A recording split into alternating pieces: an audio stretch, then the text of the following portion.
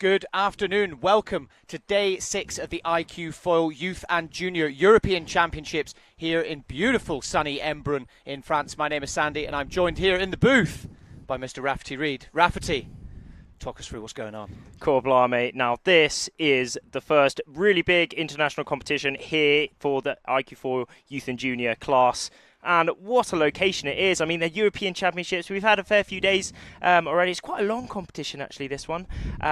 But here we are on day number 6. Yeah, absolutely. And as you can see on the screen there, the wind, it's not quite playing ball with us so far. You know, a couple of hours ago, it looked like it was sort of starting to fill in, but we're seeing a lot of gusts coming through and everyone's getting very excited.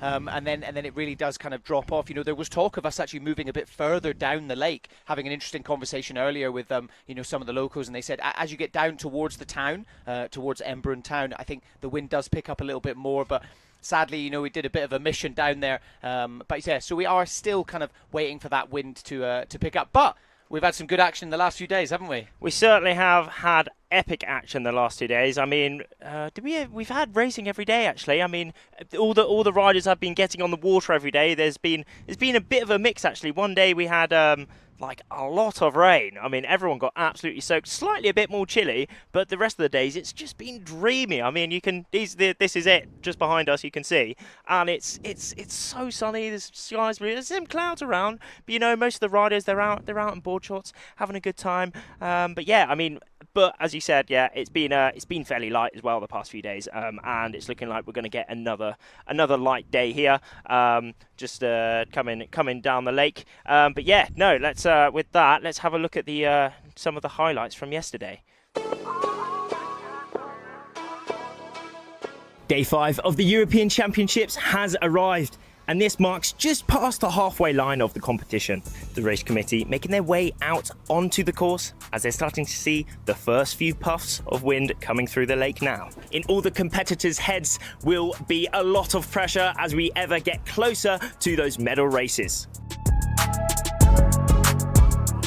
Preparing the boards and foils, making sure it's race ready and fast on the water.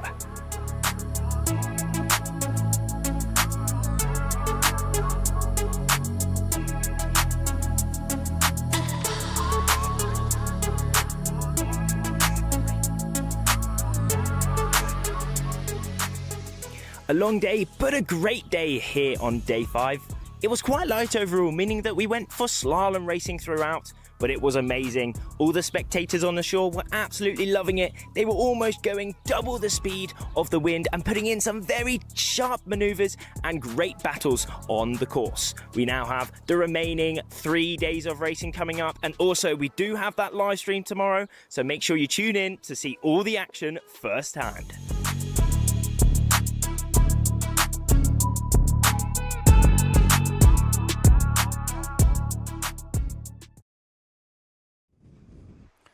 Awesome there to see some of the highlights from yesterday there. So yeah, you know, it has been an event of kind of that slalom action so far, you know, those kind of lighter winds. But I gotta say, I quite like the slalom format. You know, talking to some of the riders, there is a definite preference. Some people prefer the course racing. Some people do like that kind of lightning quick slalom. You know, other riders preferring to be able to utilize tactics and things. But I gotta say, for me watching, I really like the slalom. What about you, Rafferty? Yeah, there is, well, there's here in the IQ class, we have all aspects of racing. As you said, we do have the slalom racing when the wind is slightly lighter. I mean, the cutoff is around that 10-knot mark. And why do we do slalom? We do slalom in that lighter winds because it doesn't involve the tack. The tack and the upwind, usually at those points on a tack and upwinds is where you have a little bit less power, and also you can drop off the foil, and then the race won't happen. But with this slalom action, it only includes reaching and downwinds, so you have a lot of power the whole time. You put in some big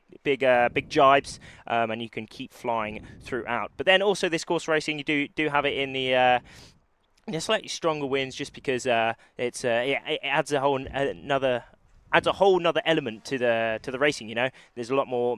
Some can say there's a lot more tactics in there. You know, you can tack on the gusts, shifts, stuff like that, upwinds and downwinds. But yeah, there's a whole range of racing here and the format to make sure we get the best racer at the end of the week. But there we are, going to the overall standings currently in the competition.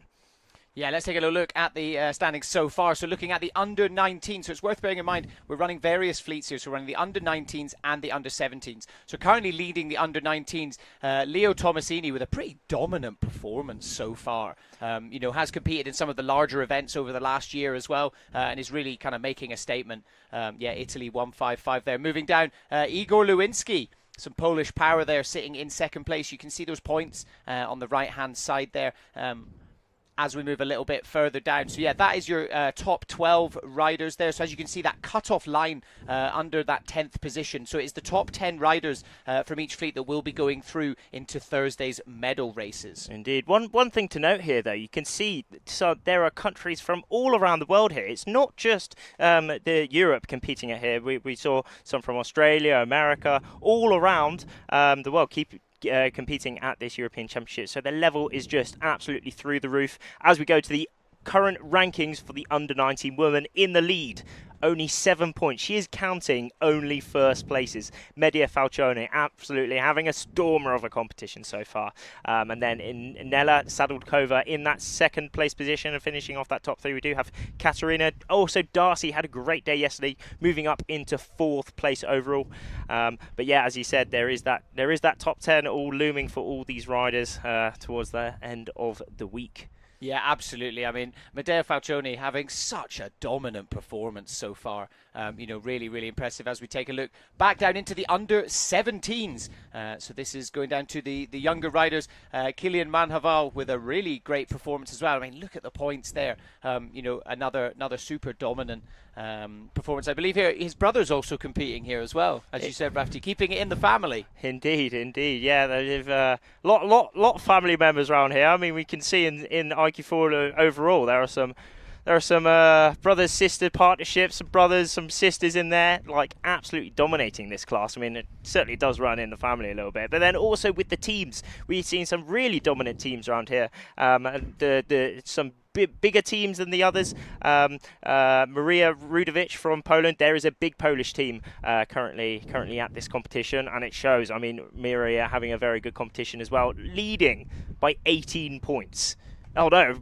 Well, that's the net points, but you can see the total points. It's absolutely huge. So yeah, and let's have a look what Maria's thinking about this competition so far. Maria, you're in second overall, and we're just past the halfway point of the competition. Are you thinking about anything differently now? I just hope to do more races because I got just 1 point to the first girl. I just want to go into medal race on first place, just to have this feeling, you have the medal at the end. But whatever will happen, still I'm having fun. I think that's the most important. And any specific goals for today? I hope to win the slaloms, if we will say slaloms. But if there will be course races, of course I want to do some bullets. But we will see. If the wind will come, it will be perfect. Good luck for today. Thank you so much.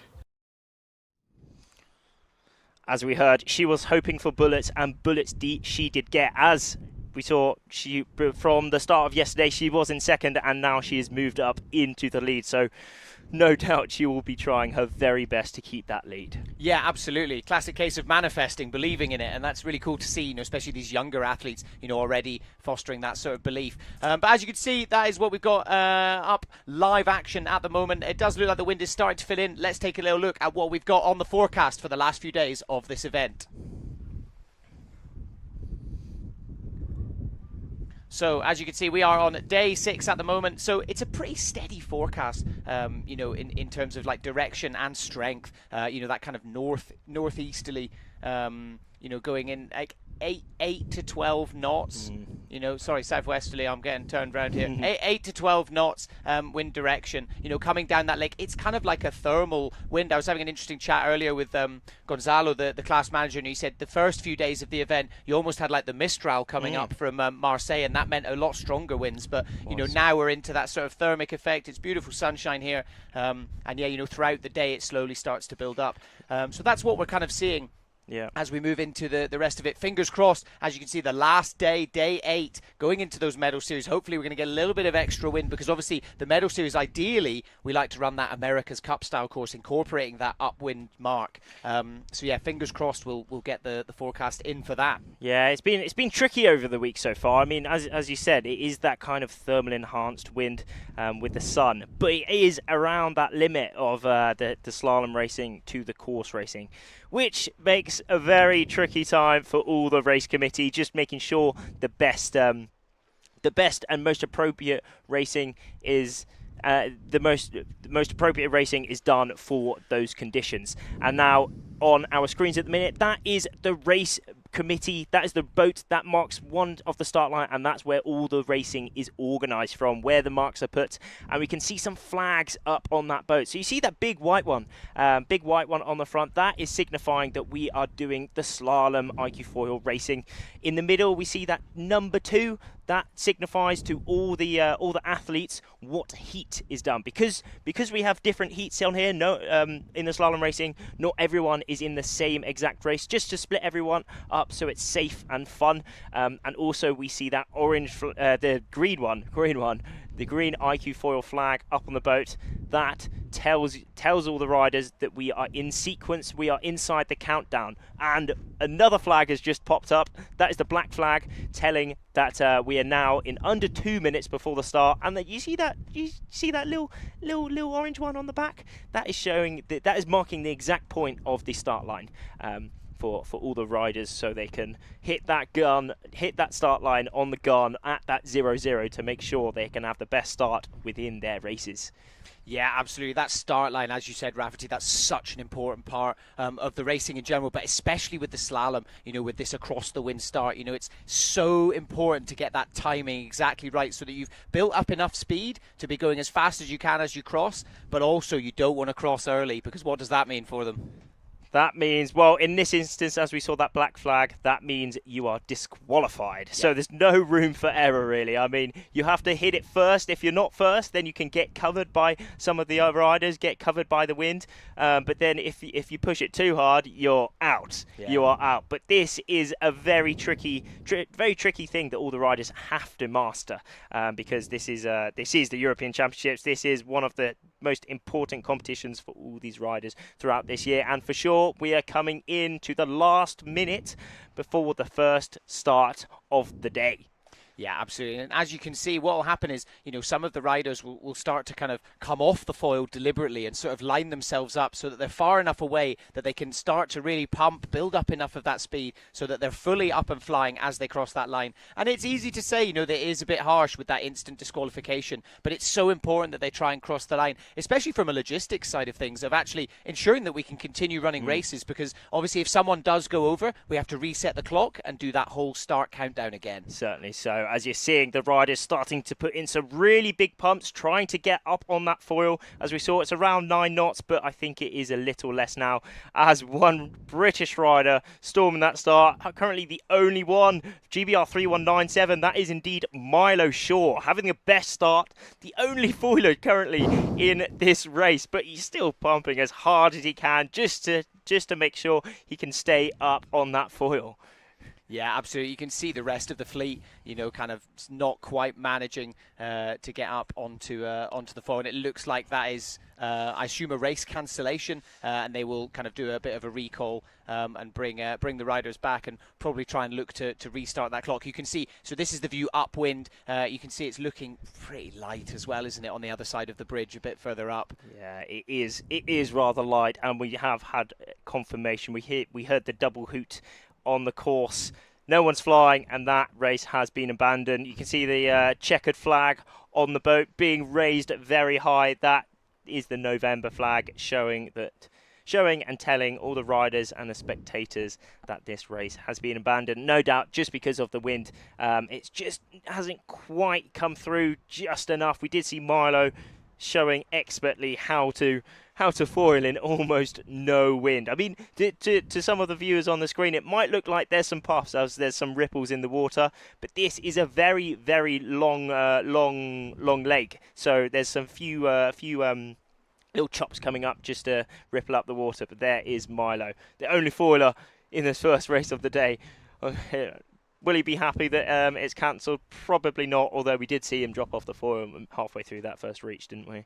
Yeah, absolutely. I mean, it's one of those things, it's still a very, very light wind, activity, with how efficient the iQFoil equipment is, generally like 7 to 8 knots, you can kind of get up and going, but you still do need a bit of consistency with that breeze in order to maintain staying up and flying up on that foil, and obviously, going down into the younger class, the junior class, they can have different sizes of sails, and it's so important that all the equipment is set up correctly. And actually, we got to catch up with one of the young riders, Val Ertzen, over the last couple of days to talk about the equipment a little bit more. So let's see what Val had to say.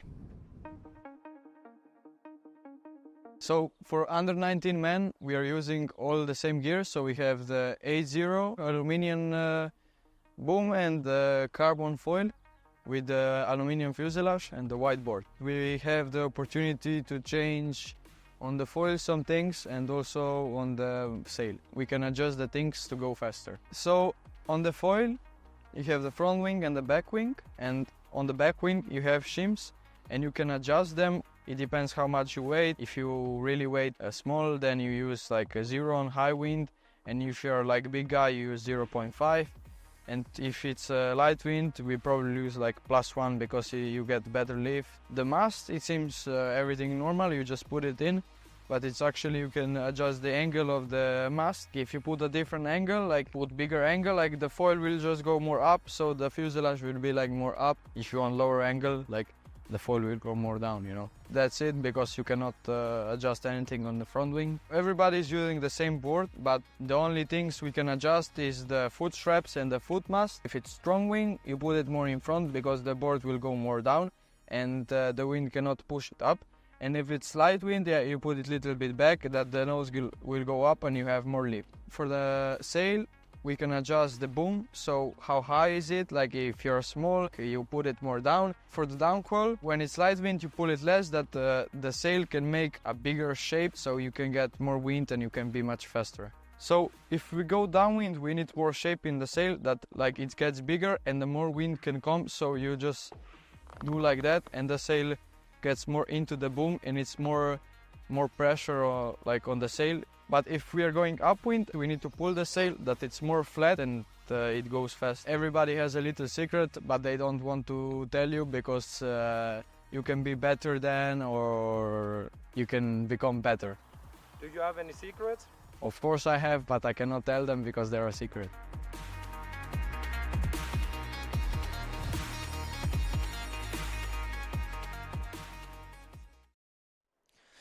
Val Ertzen currently sitting in 10th overall. What a little explanation from him there, showing some really, really interesting factors there. And one of the most interesting for me is that a lot of people do keep some secrets, because you want to have those advantages compared to all these riders. I mean, as this is one design, this is a one design class. However, you can adjust those little adjustments, making the sail deeper, catching a bit more sail, and overall making it have a bit less power or a bit more power. But for sure, some people will have some inside knowledge that they don't want to give to anyone else, will they?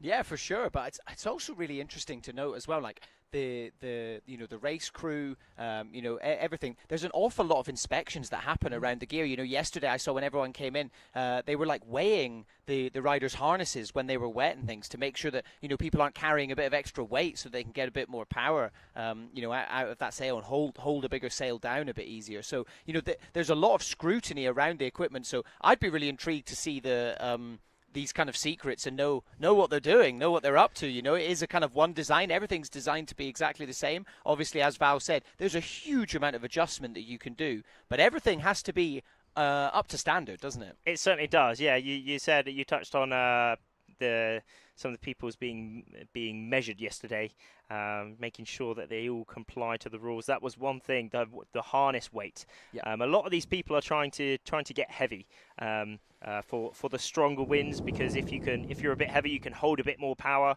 However, definitely not preferable in the lighter winds, because you can't get foiling. But yeah, I mean, Javi, the technical part of the technical committee here, just making sure all the rules are being followed. No one has a unfair advantage. Another thing is with the foils, making sure everyone's foil is up to standard. No illegal modifications. There's loads to it.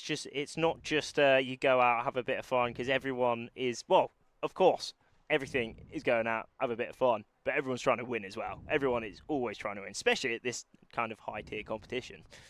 Yeah, absolutely. You know, there's a huge amount of pressure on the athletes, but you know, the nations and you know the teams and everything like that. You know, they're all essentially that this is the road to the Olympics. You know, obviously we've got the Olympics in a few weeks, but as these are the youth and juniors, they'll be perhaps looking more towards 2028. You know, and even further into the future. Something to note as well. You know, going back to the equipment. You know, obviously the youth and then the adults. You know, everything is very much kind of one design, but as you get into that junior, you know, there are different size sails available as well, aren't there? Obviously, you know, you are at that kind of age where some people are a lot larger than others. So, you know, being able to utilize those different sails, in your experience, you know, Rafferty, have you seen any kind of advantages or disadvantages over choosing a kind of smaller or larger sail, or do you think it's kind of down to that personal preference? It is really down to the personal preference overall. I mean, for the under-17s, they do have that choice. They have the 7 metre, the 6 metre, 5 metre, but we do see most of these riders, well, all of them, in fact, they are using the 7 metre at the minute. Just to make sure, just so they have the most power. Some of the really young riders, they do use some of the smaller sails, but we are seeing a big dominance with this 7 metre. But there is a big difference between this 7 metre and also the 8 metre. The under 19 groups, the men and women, both use a different kind of design and a bigger sail. It's slightly more racy overall. It's a bit more stable. It's a bit more powerful. It's a bit more technical. Whereas with these 7 meters for the under 17s that we see on the screen, it's aimed a bit more at that easy kind of use. It's a lot lighter. It's a lot more easy in the hands. The cambers pop very easily. Still 3 cambers on these sails, so they've got a nice shape on them. Still very stable and fast compared to the average sail. But yeah, it is all tailored just to these young riders to make sure they have the most fun, but also have the most performance on the water. Yeah, absolutely. I think it's one of those things as well, you know, when they are at that sort of age as well, something that's so important is like keeping them engaged and keeping people interested and into the sport. And realistically, like if it's too hard, if it's too heavy all the time, you know, it can get a little bit frustrating, especially if you look over and you see someone else is 6'2" and you're only, you know, 5'8", 5'9", haven't quite grown into it yet, you know. But having that option is definitely a great way of ensuring that plenty of people are coming and getting involved within the class. Yeah, we have got all ages here though. You know, we've got the under 19, so we've got 18-year-olds here. We've also got down to some 10-year-olds, 11-year-olds, 12-year-olds, really young people here being involved in the iQFoil class. Some people are soon, you know, 5 years old. There's some starting to foil around on windsurfing, enjoying the sport, having a great time. Because you know the thing is, whenever I've been at clubs at home or around the world, when people are foiling, everyone just steps back and has a ponder, you know, how the hell is this working? This is just incredible. And you tell you what, I want to have a go. Absolutely, it's definitely, you know, unlocked something completely new within not just windsurfing but water sports as a whole, and it's definitely made it really exciting. You know, in conditions like this, you know, previously, you know, with windsurfing, we would be running races, you know, but there wouldn't be that kind of speed aspect to it and all that. And I think realistically, that's what makes it so exciting to watch. People want to see people going fast, and I think having the foils under the boards just unlocks that. And I think, you know, obviously at the moment, I think looking out there, it almost looks like there's kind of no wind. It's like maybe 5 knots, 6 knots. But you can still see some of the riders are up and foiling around, you know, while they take in these beautiful views that we've got going on here. I mean, it's not a bad office for us, is it? It is absolutely dreamy, I can't lie. I mean, this view on our screens at the minute, that kind of just sums it up. The water is absolutely lovely here. It's a really nice shade of blue coming off the mountains. We're in the Alps at the minute. As you can see, that heckin' huge mountain in the background. That's not snow. I mean, probably when we're in winter, it's covered in snow. And there's some more information about Embrun. 870 meters above sea level. That's kind of high. We're a long way up. We're a long way up. Yeah. And actually, you know, I didn't realize it's actually an artificial. It's an artificial lake. It was created towards the end of the 1950s. You know, to stop flooding happening in the region. So it's pretty amazing now, you know, that so many people get to come and enjoy it, and we get to come and be here and host these events and take in the scenery. So yeah, it's really great to be able to be here and hosting this. You wouldn't necessarily think of it as being a windsurfing location, but then actually you get here and it makes total sense once you arrive, you know, seeing all the other people. Like we saw a load of people out, you know, taking their first lessons earlier. There's people out e-foiling, you know, all the stuff going on. So it's it's been really great to see, you know, as we've kind of waited throughout the mornings for the wind to hopefully fill in. But I believe you guys were racing kind of quite late into the evening the other day. Yeah, I mean, yesterday was a prime example, actually. The first groups were sent out at around 4:30, and then the second groups around 6:30 in the evening. But, you know, that sounds kind of late, but it was just lovely. I mean, again, there was a little absence of wind, unfortunately, but the sun was shining. Everyone was still in no wetsuits. It was that hot. It was just absolutely dreamy out here on the lake, and lots of people watching under the trees on the beach. That was one cool thing, actually, because I was lucky enough to actually be on a boat on the course, razzing around, getting some absolutely epic footage. Of the racing here, and we went over to the beach where all the riders were taking a quick break in between races, and there were so many people sat on the beach all watching, a lot of friends, no doubt, other competitors that had finished for the day, but a lot of locals just having a great time seeing all these races, these young racers out on the lake. Probably a lot of those on holiday. As you said, we saw over 1.5 million people coming here each year just to enjoy the place. I mean, there's lots of different spots down this lake, actually. I mean, here we're roughly kind of in middle-ish kind of thing. Further down the lake, we have a very popular spot. A lot of kite surfers, a lot of windsurfers, a lot of foilers, a lot of stuff going on down there. It's a little bit windier down there, I think. Is it? No, I don't think so, actually. I mean, the kites are up. I mean, the kites don't go in. They're going almost nothing. I mean, this is a prime example. Look, you can see in this shot there is not much wind there, Sandy, is there? No, exactly. Yeah, this is the perfect shot to sum it up. You know, you can truly see how you know, obviously, like these kind of views and, you know, drones and things like that can kind of make it look a bit less than it actually is. But you can see how glassy the water's just gone. And as I said when we first started the show, you know, that the problem with the wind today is we can do it in a much less wind, but ideally we want a little bit of consistency. You know, that wind is coming through in those kind of 8 to 12 knot gusts, but they're lasting for about a minute and then they're stopping. Yeah, and you know, generally the slalom races we run, they're over very quickly. They usually average of around 4 minutes. So that's all we need to be able to run that race. But it's not fair. You know, it needs to be contestable conditions so that every rider has the ability to be able to pump up onto the foil. Obviously, some riders will be able to get going earlier than others. That's to be expected. But given the one design nature of the class, it's really important that every rider gets a fair amount of wind in order for them to be able to get up and showcase their skills. And, you know, when we tried the race earlier, there was literally one rider up and going, so that was why the race was abandoned. But I believe we've got our lady in the field, Celia, is down there doing some interviews with some of the riders. Let's go down to Celia on the water.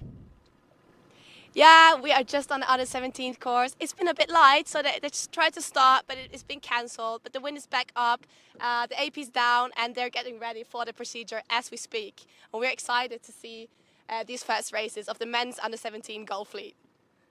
Thanks, and back to studio. Great to see a little insight out on the water. Celia has been working very hard throughout the competition, producing some absolutely epic media, and now she stepped up being the on-water presenter, which is absolutely great. I mean, as we heard, it is pretty light. It's coming down in gusts. She said it was windy, then it dropped off, and now it's a little bit windy again. But it is, as we can see on the water, it's coming down in gusts. But that's the cool thing about the slalom. If it starts in a gust, they can finish in that gust because it's only a reach downwind followed by 2 reaches. So it's full speed, and as long as that gust holds just for that 30 seconds or so across that first reach, they can finish, and also providing they go the right way. But that's also part of it. You know, some people can drop off the foil. However, if you pump hard enough and you go the right way, you can usually stay up on the foil. Some would say maybe there's a little bit of luck in that. What I would say is you make your own luck a little bit as well. That's the thing. Yeah, exactly. I think something else to note, you know, we've seen this in previous contests, that previous events that we've run where the wind has been a bit lighter. This equipment and these athletes, they very much have the ability and the capability to do around twice the wind speed. So if anything, I'd be more worried about them outrunning the gust. You know, once they're up and flying on that foil and going on a bit of a reach, heading slightly downwind. They can reach kind of twice the wind speed, which is super impressive, and just showcases how technical both the sailors are, but also the efficiency of the equipment. So as Rafferty said, if we could just get we only need 5-10 minutes to be able to run a couple of races, but sadly it does not look like we are getting that, as we see them going around, all the athletes hanging around that committee boat there, just kind of waiting to see what the wind does. As I said, we are getting into the business end of this event, so we really want to be able to run as many races as possible, give every athlete the chance to really try and make an impact and get themselves up into that top 10 ahead of the medal races on Thursday. Yeah, there is still a lot of time though. There's 2 days, 2 complete days, and then there is that medal races. So anything can happen. I mean, when there's not a lot of racing, I mean, even though it is pretty light out there and no racing happening, it could be a lot worse. It could be tipping it down, but the weather is absolutely lovely. You can see all those spectators on the beach just having a great beach day, on the side of the water, having a dip because it's so hot in the sun, and then taking some shade under the trees. I mean, hopefully these riders will be okay in the sun. For sure, they will all have a lot of sun cream on, hopefully refueled, keeping hydrated. But yes, that is the AP flag up on the boat. What is the AP flag? AP flag, that is a postponement, and we can see that red and white stripy triangular flag on the committee boat. That signifies that we are under AP. No doubt we are waiting for a little bit more wind. Yeah, absolutely. So I believe with that in mind, we are also going to go on hold for a little bit. Do stay tuned to all of the iQFoil class channels where you are watching this. Fingers crossed we will be back with some live racing as soon as possible. That's it.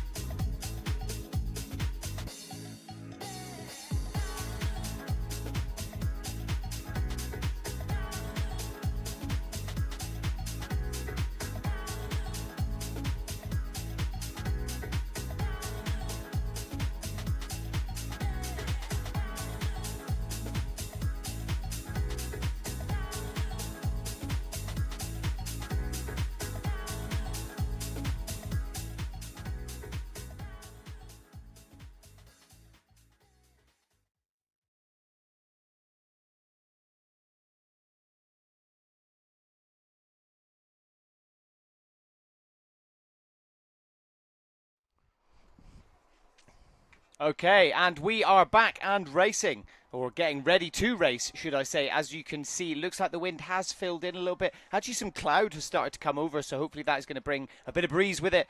We are seeing a lot of the riders now back up on the foils and up and moving. So yeah, we are going into the first race of this day, 6 here for the iQFoil Youth and European Championships. As you can see, they're kind of all buzzing around the boat, getting ready for that slalom start. So is that across the wind start? So yeah, they're going to have to be really tactical about this. One of the most important parts of the slalom races is getting that start right. It can really set yourself up, as we can say, a bit of a wider view of the course there. That red mark in the middle there, that is the pin end of the start line. So they will be heading out across to the far side and going down past that buoy in the distance that you can see there. Live conditions, looking like the wind has picked up a little bit, you know, as you can see, a bit more cloud in the sky there. Hopefully that has brought the breeze with it. All of the riders now deliberately kind of coming off the foil there and kind of hanging around where they will wait until they can start pumping, picking up a bit of speed and hopefully heading over that start line perfectly. Indeed. Only 50 seconds to go until the first start of the day. We're seeing on the water there, off in the background, you can see it's getting a bit more fruity. There's some more gusts coming down the lake, but still rather patchy indeed, because you've seen that colour, the dark spots. It's quite light in some spots and quite darker in some spots. But we are coming to the 30-second mark for this first start for the under-17 men coming up very soon. They're all bunching around that first committee boat now. They are banking on just pumping up onto that start, and it looks as if off they pop. Not too many of the riders foiling. A lot of them, they're all pumping up onto the foil. There we have Man Havel on the top of our screen. He's putting up the hand. He's not too happy, unfortunately, even though he's foiling. And unfortunately, that means that this race has been AP'd again. Postponed, November flag. Everyone's going back. We can see on the... yeah, we can see that boat with that flag up on the screen. Went across the screen then. Yeah, do have some of these French riders still foiling, still going fast. I mean, look at the speed of this dude. Absolutely razzing past this first mark. Oh, a little handoff there. He's cruising, loving it. Absolutely loving it. In almost no wind. I mean, literally, it's probably dropping down to 5. Oh, a little bit of a malfunction there, just dropping off and having a little dip in the water. He'll get a bit refreshed from that. But yeah, there we are. Race cancelled for the second try. Anyway, second try. But yeah, it is just quite light, isn't it, Sandy? Yeah, absolutely. You know, it's something we were talking about before we went on to the break. You know, we only need around 4 minutes to run one of these slalom races, but it's really important that every rider is given the opportunity to be able to get up onto the foil and get cruising along. You know, if not, it just means it's not quite fair enough. The whole idea of this class is that, you know, all the equipment is kind of one design to kind of minimize any variables as much as possible. You know, so with that in mind, you know, that race deciding to be cancelled, obviously a bit of frustration, as we saw from a couple of the riders, you know, putting their hands in the air. Obviously they're up and cruising around, so they're like, right, well, if we're doing it, why can't other riders? But you know, ultimately that is down to the race crew on the boat to make those kind of tough decisions. And I gotta say, I'm glad I'm just sitting here calling the action rather than making those decisions, because you know, it can be quite a difficult thing to call, especially we're kind of just on the edge of the conditions being contestable right now. You know, we're seeing a lot of guys up and cruising around. Potentially, you know, that start line, something that I'm really interested in is the tactics that they took there in these lighter winds. Rather than look to, you know, stay a bit further away from the start line and pick up a load of speed as they go across, they kind of bunched up right at the upwind mark and waited, and then chose to pump over the start line instead. You know, is that something that we see in the kind of much lighter winds? To be honest, not really, Sandy. Interesting. That's interesting. Not really. So why do you think they opted to do that then? I think there was a bit of contesting going on, maybe. Yeah, a bit of inner protest towards the race committee, because none of them are very happy to race in this. Right. Because it is very light. I mean, some would say it's not the most fair, but we're seeing a lot of these riders, if you do take the right line, if you're going fast, then you can cross the line with speed and foiling. I mean, it's not the biggest. They're not putting. If they're all bunching around the boat and starting not to cross the line with a lot of speed, they can try a bit harder. They can certainly try a bit harder. But it's also if a lot of people aren't foiling, majority aren't foiling, that race does have to be canned just because. So it's a fair playing field for everyone, but. For sure, they are all working their very hardest. I mean, going into that last minute, that last 30 seconds, the pressure builds with all of these riders. They need to start to put in their pumps, putting in that tactical kind of timing to hit that line on the start. But yeah, I mean, as it's so light, a lot of them are hanging around that start just to make sure they can hit that start line at the 0. So there's basically less risk, but also there's a little more risk in that they're not flying as they hit the start. So it's all a bit of a balance, really. A balance that is very hard to get out here on the lake just because of the conditions at the minute. It's very tricky out here, but everyone is working their absolute hardest to get these races done. And as we've seen in the previous days, there's been some absolutely epic racing here on the water, and for sure, in a bit, when the wind hopefully holds a little bit, hopefully stables a little bit, we will get these races underway. Yeah, absolutely. Really interesting what you said there. It was a tactic I hadn't seen before. I wasn't sure. Maybe they're kind of gathering around and they'll take a really deep angle towards that mark. But equally, it's not actually that far downwind from the start line as well. So yeah, really interesting to see them choosing to do that. It does look like we've got a bit of a gust coming through. Looking upwind of the bridge there, you can see the other fleet potentially trying to get some racing in as well. But what we're seeing now, we discussed it. If you just joined us before we went on hold for a bit, something we talked about beforehand was the idea of this equipment. It's very easy for them to go almost double the wind speed. We've got 8 knots out there. It's very easy for them to be doing near on 20 knots on this equipment. So all they need is that gust, and they can almost ride that gust down the course with the slalom racing. There's no upwind leg in this. They're literally slaloming down through a line of boys. So if they can ride that gust, it does mean we should be able to get some successful racing in, with this light wind. But we're at 5 minutes past 4 local time. It does look like a bit of cloud has come over, so the chances of us being able to run the racing realistically is going to get less and less now as we get throughout the day, and the day starts to cool down a bit. We do rely on that thermal wind effect, so hopefully we are going to be able to get some gusts in as we get towards the start of this next race. And in my opinion, I think this race will happen. I'm looking directly behind me. We're slightly upwind of this race, and there is a fruity gust coming down the lake, actually. So if this time's right, this race could get ahead. And we're seeing a lot of these riders now building up a lot of speed coming towards the line now. This is going to be very close, and off we pop. There we are, the first race of the... Oh, was that a general? Oh, I'm not too sure, but they're all looking around, not 100% sure what's going on. Germany 147 out in the front, having the best start there, but you can see they're all easing off the power a little bit. So yeah, exactly. That is, as Rafferty just said, Indeed, they have gone into a general recall, meaning that somebody, one of the riders or multiple riders, has gone over the line early, and that means they will be disqualified. They will be out immediately and will not be partaking in the race. So that's it. They are over. Let's take a look at the replay of that start line. So it looks like potentially that Polish rider kind of up towards the top, but maybe. Maybe. Oh, sorry, the Dutch rider, Netherlands 244. Indeed, Merlin. Hopefully Merlin has not crossed the line. Oh, yeah. I mean, let's not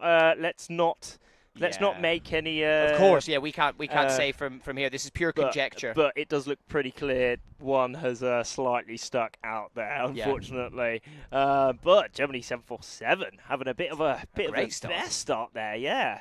But yeah, that was a general recall, meaning that whoever was over that start line, whoever jumped the gun, will be, unfortunately, and it does look like disqualified from that race. That is one of the Dutch riders. Looks like he's kind of heading in, do I say, or is he's definitely making his way out away from the pack.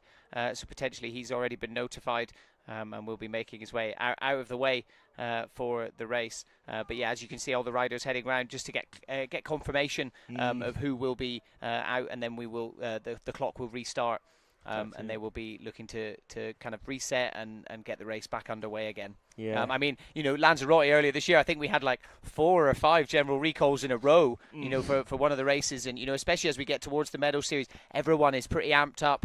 Everyone, everyone's hugely competitive. Obviously it's very much good vibes and everything off the water. But the minute everybody gets a foil underneath their feet, it's everyone for themselves. Yeah, they push the absolute max. There really is no messing around. When the racing's on, it is really on. But yeah, there we are. We did see it on the screens. Unfortunately, Merlin has gone over that start and is now disqualified from that race. But, there's worse ways to go. He was just pushing it a little bit too hard. But it also highlights how tricky it is out here. Just due to these gusts, due to these the patchy winds here, it is an absolute art to get this start, hitting it at the 0. It all starts from that 3 minutes. They're all planning in their head, how can I hit this start? First of all, where on that start do I want to go? And also, how can I hit that start at the 0-0 mark? So this is all going on through their heads. But look at this lake. It is absolutely dreamy, isn't it? It's incredible. Yeah, absolutely. And going back to what you said, about the athletes, it's so important that they are just remaining like adaptable to all the different conditions. We're seeing these kind of light winds, and it's your timing and your tactics are so important, whether it's 30 knots or whether it's 8 knots, and being able to make the right decisions, right in the moment, is so important. And it's something to think about. These are the youth and the junior. These are going to be the future Olympians, and if they can try and start getting those tactics and everything into the right place now, it's going to make a huge amount of difference as they progress in their career. Yeah, a lot of them do have, a lot of them have all these tacticals, tactics absolutely dialed though. I mean, the level here is just completely through the roof. Any normal windsurfer, you could step on here, you could definitely foil around, but these kids are just insane with how hard they push, how well they race, how intelligent they are on the race course, as the end goal for all these riders will to become the European champion. I mean, and the European champion, that's not a bad title to have, is it? Good grief. Not at all. Yeah, no, it's a great accolade to add to your career as an athlete, and I think especially in this case, with the youth and junior, it just stands you in great stead as you look to make an Olympic campaign. Probably more moving towards 2028. Maybe even 2032.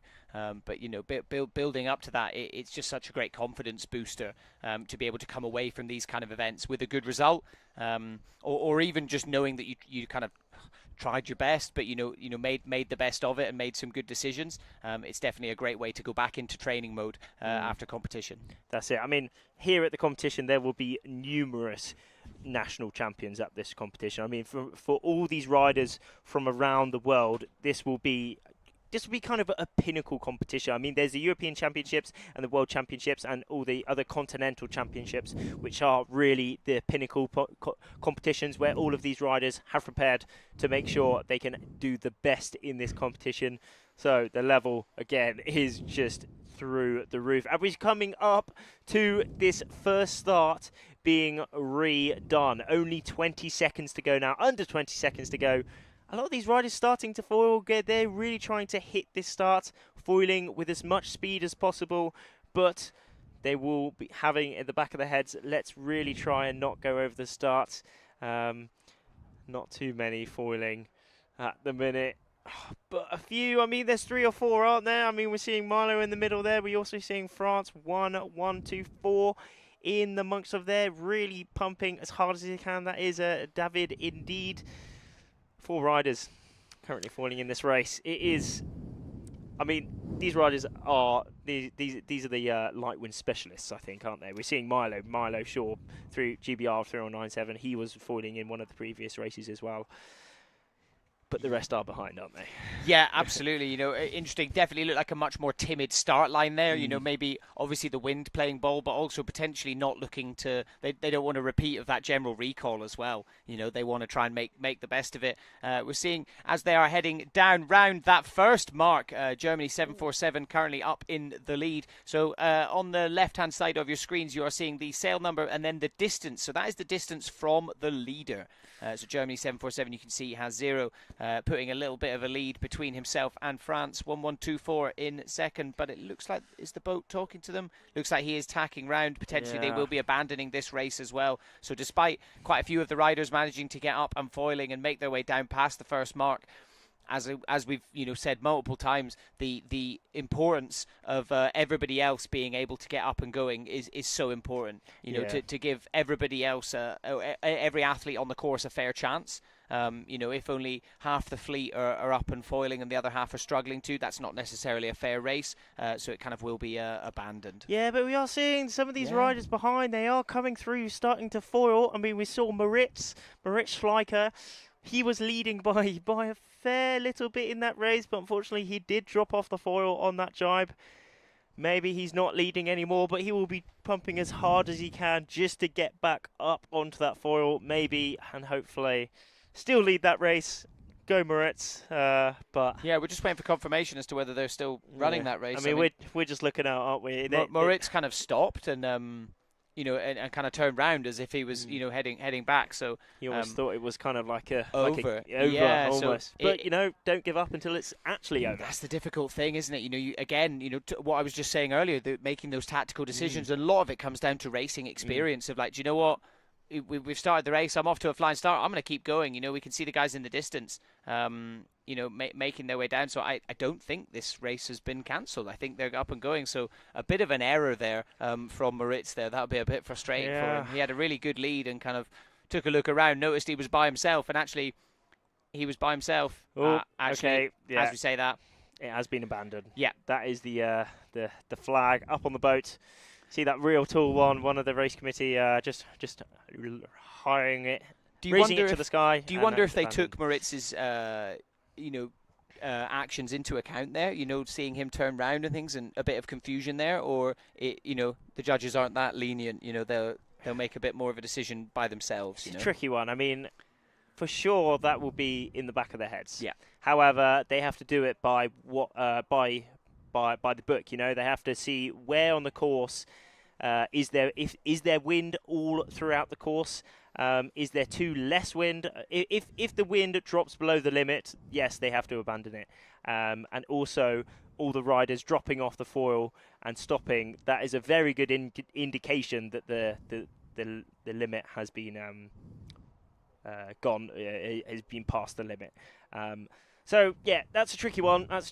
Where that limit really is at the minute as we're going back to that start. We're seeing there are some riders flying, though, even in this kind of 5 knots, 6 knots, they're still flying. Not the best start from Moritz. It's still a cracking start, but he managed to come into that first mark in that first place. And there was that moment where he looked back. I mean, don't get me wrong, he might have just lost power, but it looked as if he kind of... he didn't work hard to stay up on the foil. It was definitely a conscious... I think it definitely looked like a conscious decision to come... he was kind of... It did look like he was coming down, almost like the board kind of does a little bit of a wheelie, like you're really trying to get all your weight forwards, keep up on the foil, But, it...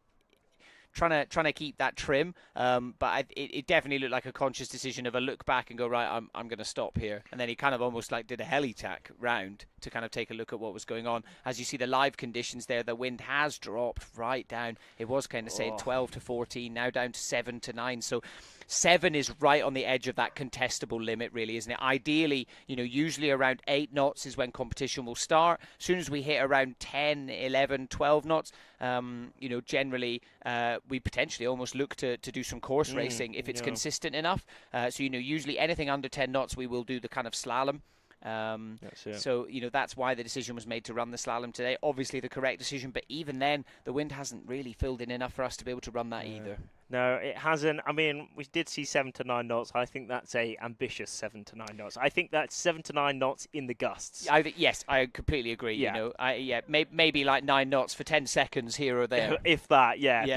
But when it's not a gust, it's almost nothing. Yeah, it's almost less than 5. Oh yeah, I mean, look at that. There is, we're just having a little gander out, and in the lulls there is near on nothing. Yeah. But the sun is shining. That is dreamy. Look at the little lake off into the background. That is a lovely little colour, isn't it? Yeah, it's a beautiful, beautiful part of the world to be in. Here in Embrun. It's a great location, and generally, we do have that kind of thermal wind coming in. But you can see there's a bit of scattered cloud around today, and potentially that might be kind of wreaking havoc with the wind a little bit. So it's a very tough game to play. But the beauty of the iQFoil is we do have that lighter wind advantage. It's not like traditional windsurfing. We can run it in such lighter winds because of the efficiency of the equipment, but there are limits. There certainly are. I mean, there's limits to absolutely everything. I mean, some would say for the kind of standard, more old school sailing classes, they can go in almost no wind, 2-3 knots. Yeah, of course. However, in my opinion, and hopefully in your opinion, those sailing classes that can go in 2 to 3 knots, it's not the most exciting compared to this. Precisely. Yeah. It's what we were talking about earlier. It's a slight lack of speed, shall we say? Yes, to put it, adrenaline and excitement. I mean, Precisely. windsurfing is an extreme sport, isn't it? All these people out here racing, all the people involved in this, we're adrenaline junkies, aren't we? We love the rush, absolutely love the speed, the power, and using nature as well. That's a really big part of it, I think, is the kind of nature, using the wind, using the environment to have a really good time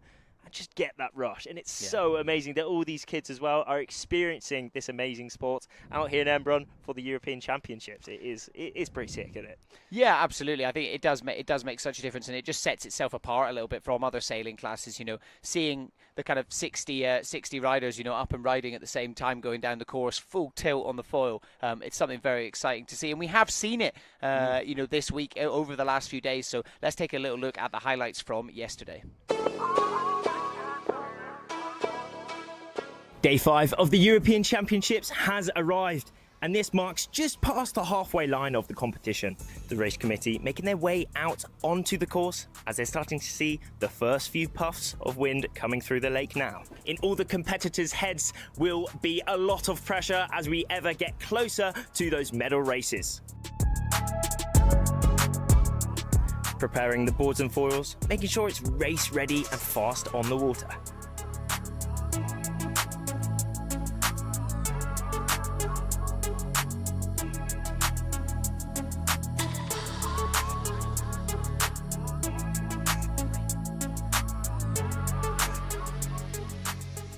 A long day, but a great day here on day 5.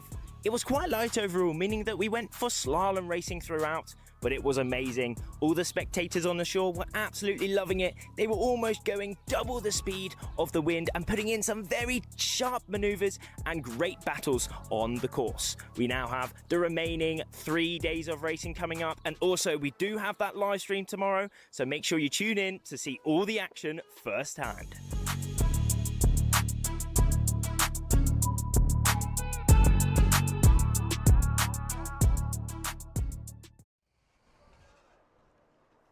Great to see the highlights from an exciting day yesterday, and it's been an exciting week so far. We've had some fairly variable conditions, from some sort of stronger wind to some almost stormy conditions over the weekend with kind of no wind and that. But then as the sun came back out yesterday, we were able to run a bit of racing, and that's what we're crossing our fingers for today as we take a look at this beautiful larger view over Embrun. You can see the fleet off upwind.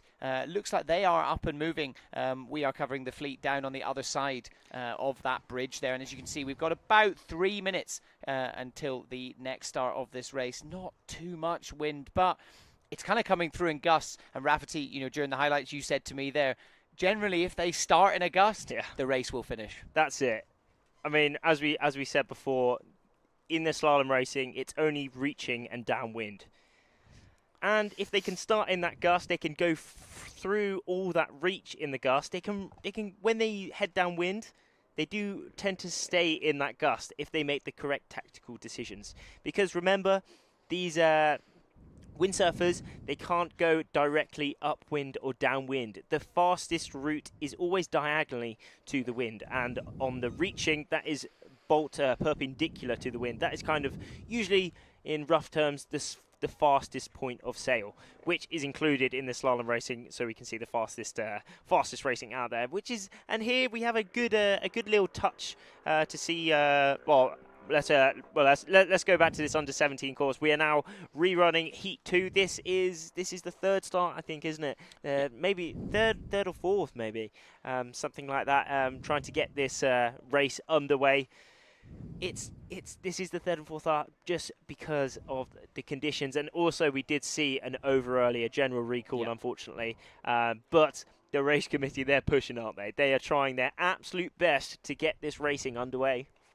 Absolutely, it's like what Gonzalo, the class manager, he said to me earlier on. He was like, we are last couple of days of this event. We've got today, and then we've got tomorrow, and then it's into the medal races. Indeed. So in order to give all of the athletes as much of a chance as possible to prove their skills and get themselves into that top 10 ahead of Thursday's races, it's so important to try and just run as many different races as possible. Obviously, we can only do what the Mother Nature gives us. As you said, a beautiful part of windsurfing is that we do get to connect with nature, but that does mean that we are at the mercy of it. Precisely. I mean, some would say that's one of the not perfect aspects of this sport being so weather dependent. However, we're at the iQFoil class, make sure we can do the sport in the biggest range of conditions possible. I mean, when we can't race, it is extreme, whether it's extremely little or extremely a lot, which very rarely happens, to be honest. I mean, even today, usually most windsurfers, they'd go out and see, oh yeah, there's no wind. However, we are still racing in these conditions. We're still going extremely fast, pushing 20 knots in this mega light wind, still foiling fast, using these tactical maneuvers, tactical decisions, really ensuring that these races come out on top. But again, it's not looking like the whole fleet are flying. However, there is only 10 seconds to go, so they just need to make sure their timing gets absolutely perfect. It will all kind of stopped on the line. A few riders down that bottom end, they're all putting in some huge pumps now, and it's looking as if a lot of the riders are now foiling across this start line.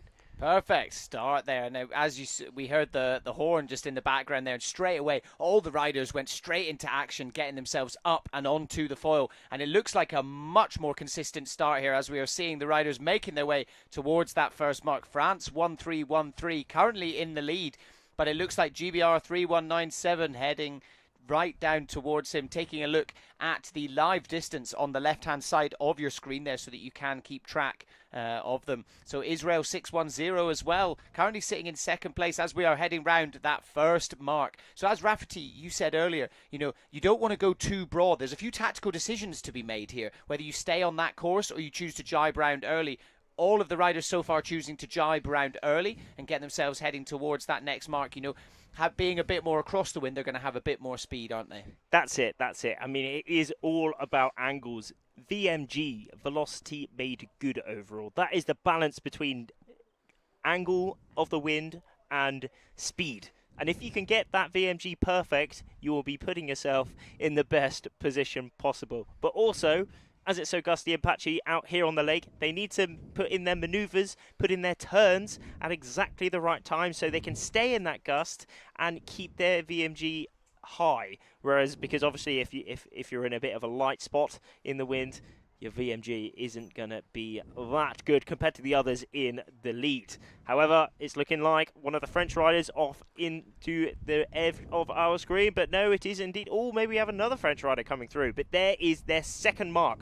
They now follow two final reaches, and then it is towards the finisher. Not much separates these riders now. Israel 610 currently in the lead of this race, and you see they're 16, 17 knots in almost no wind. Yeah, I mean, it's under 10 crazy, knots isn't it? out there. Yeah, It's seven, epic. 7 to 9 knots of wind, and you've got some of the riders doing 18 knots, 19.7 knots for Israel 610. So literally doing over double the wind speed, just showing how efficient it is as we are making our way down to that final mark. And it looks like Israel 610 with a toast 20.5 knots there as he went round the jibe there, really picking up some extra speed. And then it is that final reach towards the finish line there, and it looks like Israel 610 will be running away with a bullet. He could be indeed. Hopefully he will keep this. He's riding quite high on the foil. Omri Adiran from Israel flying high on the foil, coming towards the finish. He's got the fist up and he knows he has taken the first bullet of the day. What a race from him. But it is very close between these two French riders. Who got it?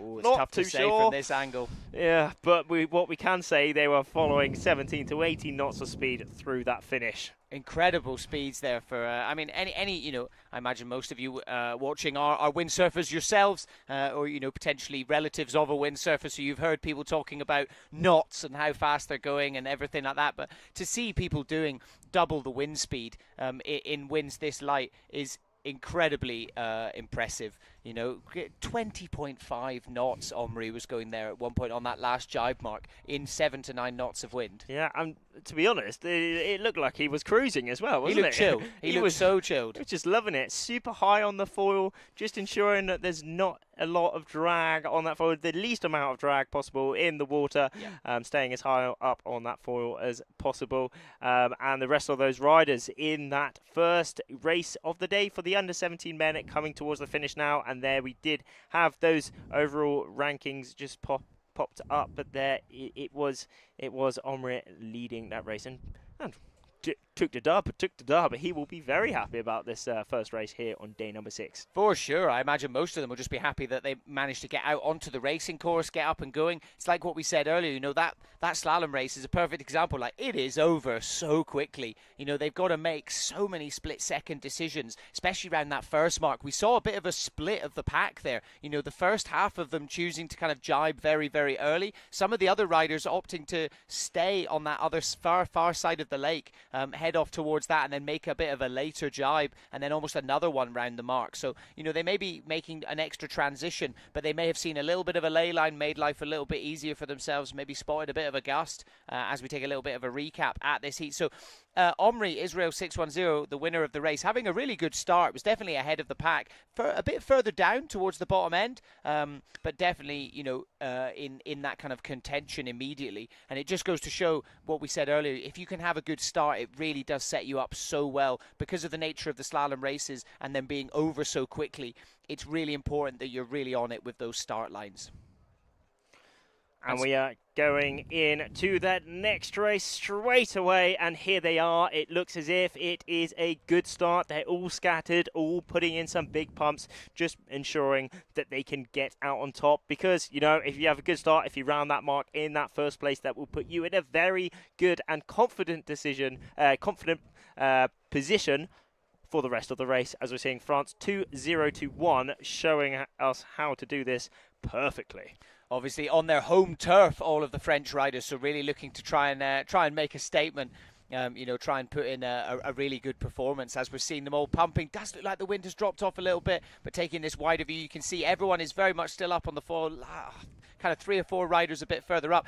This is maybe a perfect example of people riding that gust that you were talking about, Rafferty. All of the guys further down the course are still up on the foils, whereas a bit further up, maybe the gust kind of outran them a little bit. Precisely. It is all about those tactics out here on the course.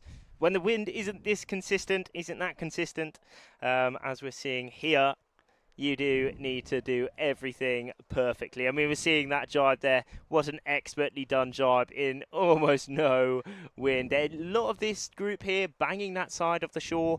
Maybe they've seen a little bit more wind on that side, or maybe they've got a little bit of a lift down that side as the wind bends round those mountains. Maybe gives them an overall better VMG. Remember that velocity made good, better angle and the same speed, so they can go towards that second mark downwind, hopefully in the best position.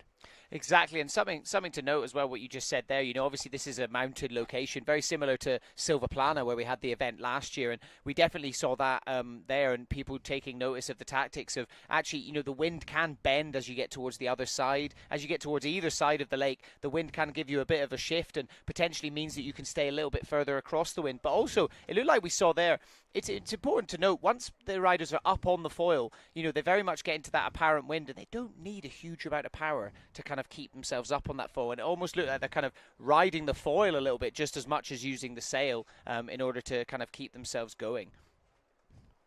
So as you see on screen, you've got on the left-hand side now, you can see the top speeds or the current live speeds of what all the riders are doing. So Netherlands 241 currently sitting at just over 19 knots there as they made their way around that mark. And then we are heading towards the finish line of this next race. You can see a lot of pumping going on. We can see a lot of pumping, and also one of the leaders, that fourth place, just dropping his jibe. Unfortunately, that shows how hard they are pushing. You know, the pressure is on in these positions, but Netherlands 241 absolutely storming towards the finish. What a race from him. That is Peyton taking the lead in this race, taking that win. He is happy, and also second place, France 2021 is extremely happy as well. What another race. That's where we're seeing, you know, once they go in a gust, they can finish in this gust. This slalom racing for the under-17 boys, and the rest coming through the finish now. Yeah, absolutely great performance there from Peyton. You know, just so much athleticism there, as you could see, you know, coming towards that finish line, pumping not just the sail, but also the board as well. You know, really, really impressive. But let's go to Celia, who is on the water for some interviews. Today, Peyton, how are you feeling? Yeah? Okay. Yeah, we just managed to catch Peyton as he wins the first race of the day. Peyton, how is it feeling? Oh, it's feeling so good. I'm so tired, but I managed to take the win in the final mark. And I was like pumping, and I'm so tired, but it was so nice. Are you enjoying these light slalom conditions? Well, I'm enjoying it a lot. It's really tricky, but it's so nice to compete and to go to the max with everything. So great to hear. And what do you expect from the rest of the day? I hope to get some more wind, but I'm not for sure. The wind is picking up a little bit, but we will see. It seems like you're very confident in light wind as well. Yeah. Good luck for the rest of the day, and congratulations. Thank you so much. Thank you, and back to the studio.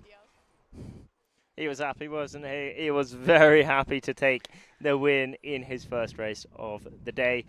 Peyton Ditz, Netherlands 241 with a lead. Also Finn Brul, Netherlands 731 in that top three position as well. Also Loan from France in there as well. But we do have a lot of riders in each of these heats as we're going to the under-17 girls now, coming up now.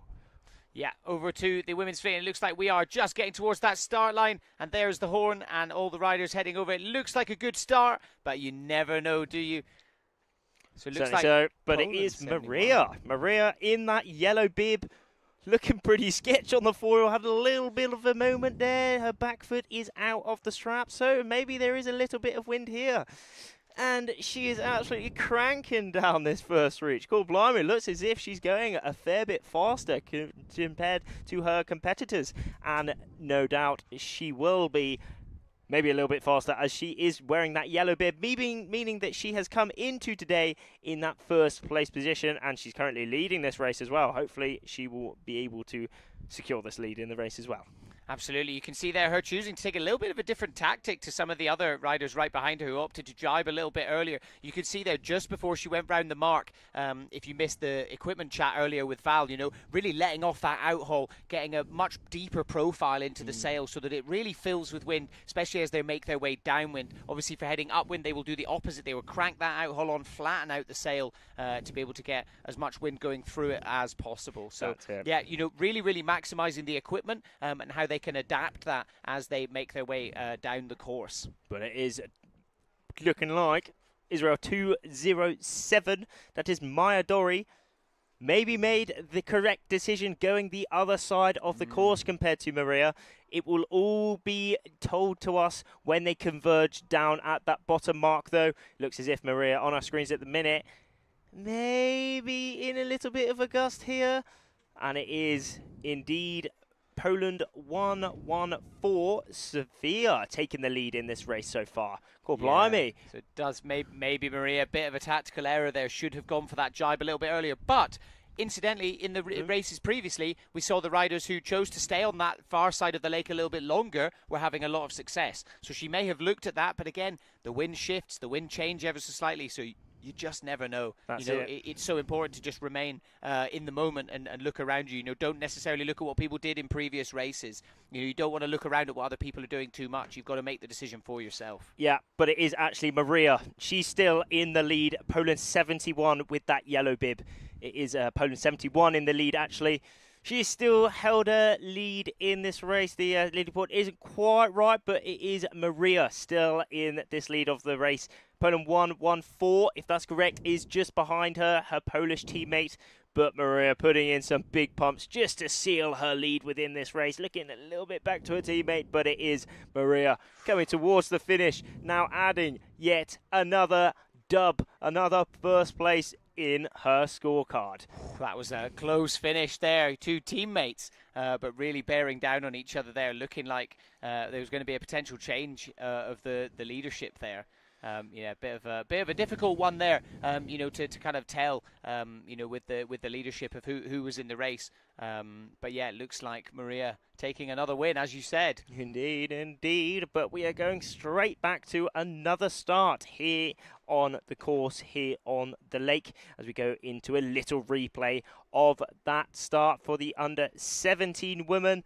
A great start up that top end, and also Maria in the middle there. Look at her way. She just foiled through that little maze of sails there and immediately popped out towards the rest of the riders with her ultimate speed, her ultimate power, and ultimate athleticism, doing some amazing pumping and through towards the finish. I mean, she was leading that whole race, wasn't she? She just did it perfectly. Well, yeah, almost to the point where we didn't even spot her. Oh, she jumped off the leaderboard and went ahead. As I said, we thought she made some kind of tactical errors there and almost jibed a bit too late and messed it up. But again, potentially she just did that and separated herself from the pack, which is also really important and what you really want to do. In order to keep that wind clean. If you do become melded with the rest of the pack, especially on that start line, it can be really difficult to get some clean wind through your sail and get yourself up on that foil and really maximize any sort of speed that you can look to gain. So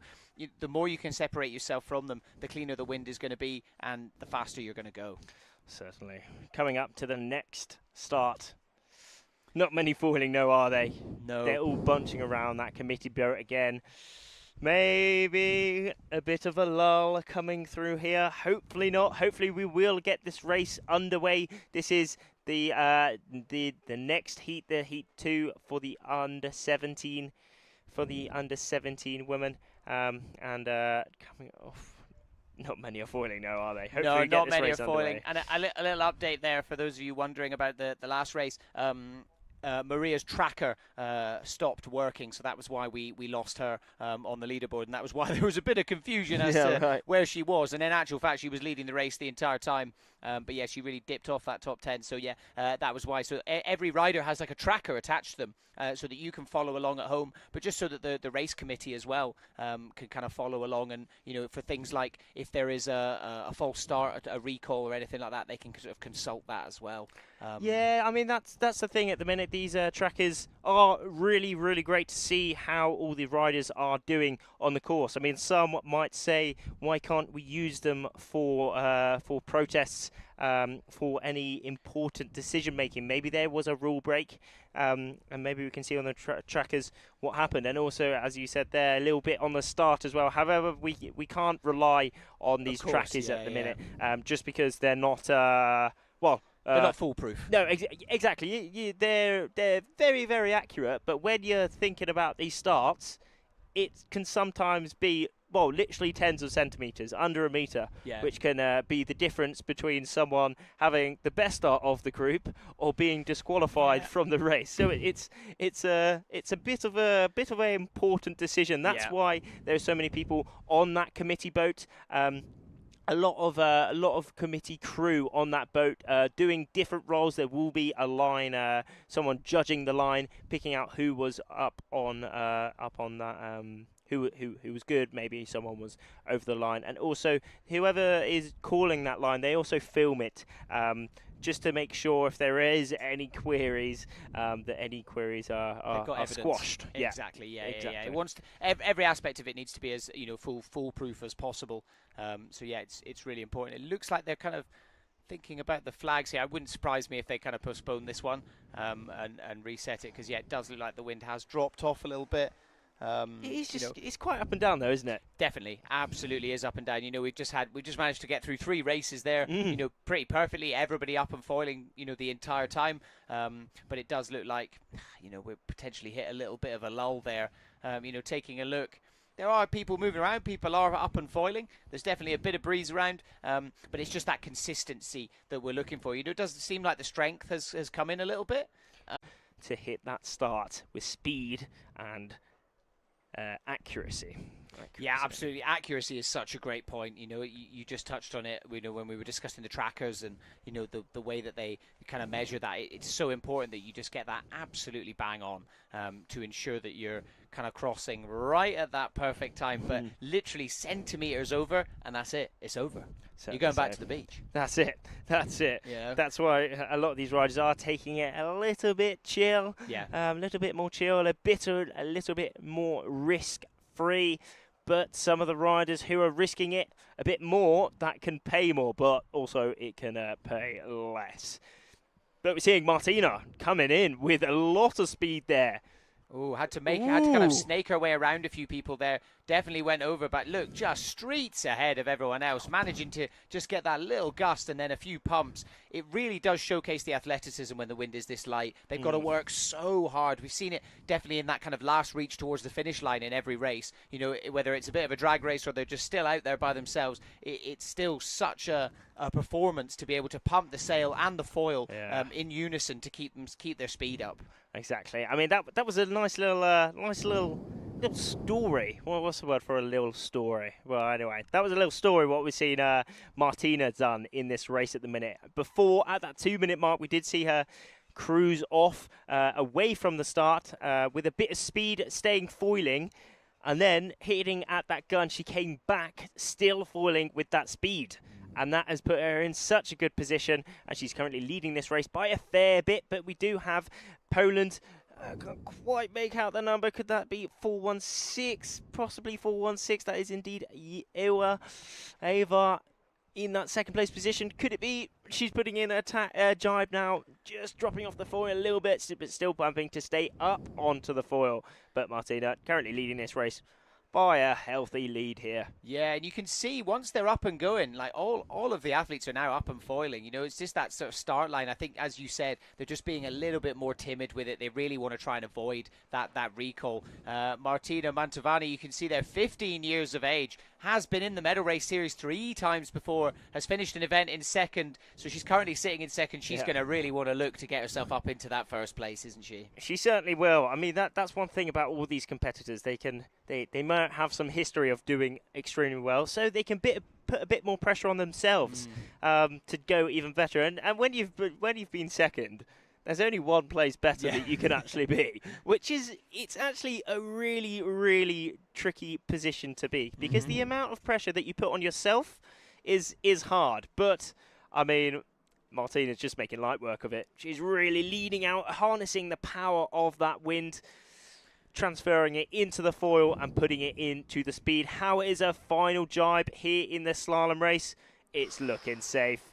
Yeah, perfect jibe there. Yeah, from Martina. It's always a stressful moment, that last jibe there. We saw it. I think it was the second men's race. Someone, I think 4th place, just going down on that jibe. So difficult, but we can see. I mean, she's not really got any competitors now. She can really sit back and relax. But she's definitely not doing that as she makes her way towards that finish line, really hiking herself back, getting as much power out of that sail as possible, cruising on the foil, and she will be crossing over that finish line and taking a bullet. Indeed. I think there will be a big battle between that 2nd and 3rd place, though, off onto the left of our screens. Martina coming towards the finish now, but Turkey 713 and also Israel 6 6-9-1.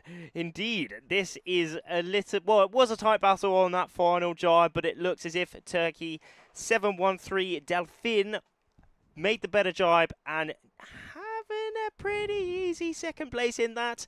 But this third and fourth place position, could it indeed be? Oh, it indeed is. Turkey 1-3-2-9, just snatching the lead off of Israel there, off of Ahin Noam. So that was the perfect example of like taking that upwind route, you know, keeping that clean wind in the sail. Literally just a nice little overtake there. Yeah. You know, I thought that was really, really great.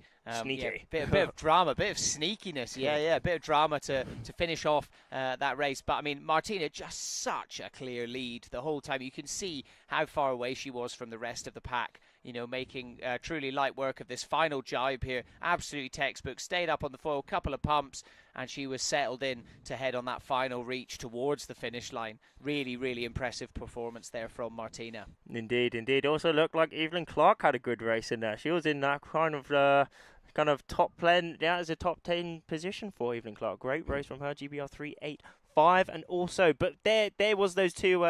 That third and fourth.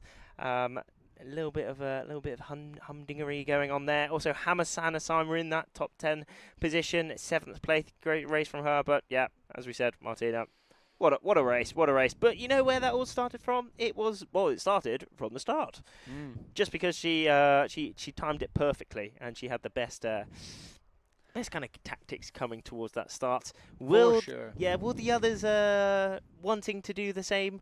Watching Martina do that, for sure they will be wanting to do the same to win. However, Switzerland down the bottom there. I can't quite make out the number, but she's coming in with a bit of speed. The only foiler so far. And what a start. Like that, you know. It does just make such a difference. Do you think it's amplified even further in these light wind conditions, you know, being able to have that good start? That's it. I mean, especially when you're seeing some of these riders foiling and some of them not foiling. Yeah. I mean, in any circumstance, if you're foiling, you're going to be faster. So always the goal of all these riders is to foil. As we're seeing, Switzerland 3-1-4 with the red bib on here, currently taking the lead. That is Ernestine with the lead on this race, maybe doing a little bit similar to Martina. Both second and third places we're seeing in this race, leading these races. And there we have the rest of this fleet rounding that first mark. Yes, it you is can indeed. see, yeah, Ernestine, again, it's almost like a repeat of Martina there, you know, just making such a good work of that start and really getting herself up onto the foil, you know, early, getting herself ahead of the pack. You can see everyone's up and foiling now. It's almost like a lot of people get a bit stuck on that start line and it takes them a little bit of time to get going. So it's all about, you know, having enough distance between yourself and the start line to start to get that acceleration going so that once you're crossing the line, everyone else is still only starting to pump and you're already up and foiling. And then it just gives you so much distance between yourself and the rest of the pack to kind of be able to just sort of figure out the course that's ahead of you, you know, rather than there'll be a little bit of crossover, literally crossover that we're seeing now of all of the riders making their way down towards the next mark. There we are. Maybe France 1-4-2 just snatching the lead off of Ernestine there. Cool blimey, what a manoeuvre downwind. Cool blimey indeed. 15 knots of speed, 16 knots now accelerating off onto this second to last reach. But they're all going fast. France 1-4-2, actually has managed to take the lead away from Ernestine, but it is still very much anyone's game. There's not a huge amount of distance between the two of them. France 1-4-2 with a little bit more board speed, sitting around 20 knots as they go into that final jibe. And it looks like Ernestine really hot on her heels there. Oh, we've got a bit of a crash at the mark before. Just have to see which rider just looked like a bit of a catapult there. And it looks like here we go, coming into the final. Oh, it's ever so close, but Ernestine just dipped off the foil for a second there, lost a bit of board speed, and I think that is going to cost her a little bit. It looks like France 1-4-2 will be heading across this finish line and taking the win. Not win quite, but she's looking stable. Maybe Salome here France 142 has extended her lead, and There there it she is. is through to the finish, closely followed by Ernestine in that second place position. Switzerland 7-1-4. A little bit of another little gap there. We do have Italy 53 coming towards that finish now. That is Vittoria Maccioni. And then the rest of these riders coming through now. Turkey 4 in there as well. And the rest of these riders, I think that is indeed Great Britain. Can't quite make out the number there, but there we are. So Again, it's that start, isn't Yeah. it? If you're coming through towards that start with speed, again, you're going to be doing well in the race. Yeah. I mean, she was the only girl foiling there through that start. You can see France 142 again, also with a good start, starting to get up on the foil as well that little bit early. And it may sound really obvious, yeah, of course, get up on the foil early, but you know, it's one thing for us to say it here, but to be able to put it into practice in these light winds, it just makes such a massive difference. So yeah, really, really impressive performance from both of those riders on this. And as you can see, they're going around that final jibe mark, and then a bit of a drag race towards that finish line there.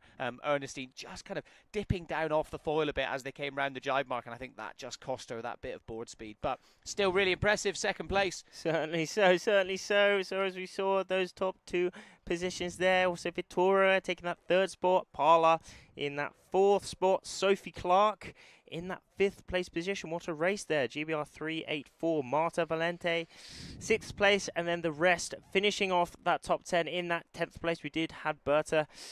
Will she be happy with that? Maybe not so much, as she has put some amazing races in previous days, doing extremely well. But all these riders are pushing to the max. So I mean, any top 10 position, any top 20, I mean, there's loads of riders in this competition, over hundreds in the fleets. So I mean, any position really is a good position. Just to be competing here at this European Championships is a achievement in itself.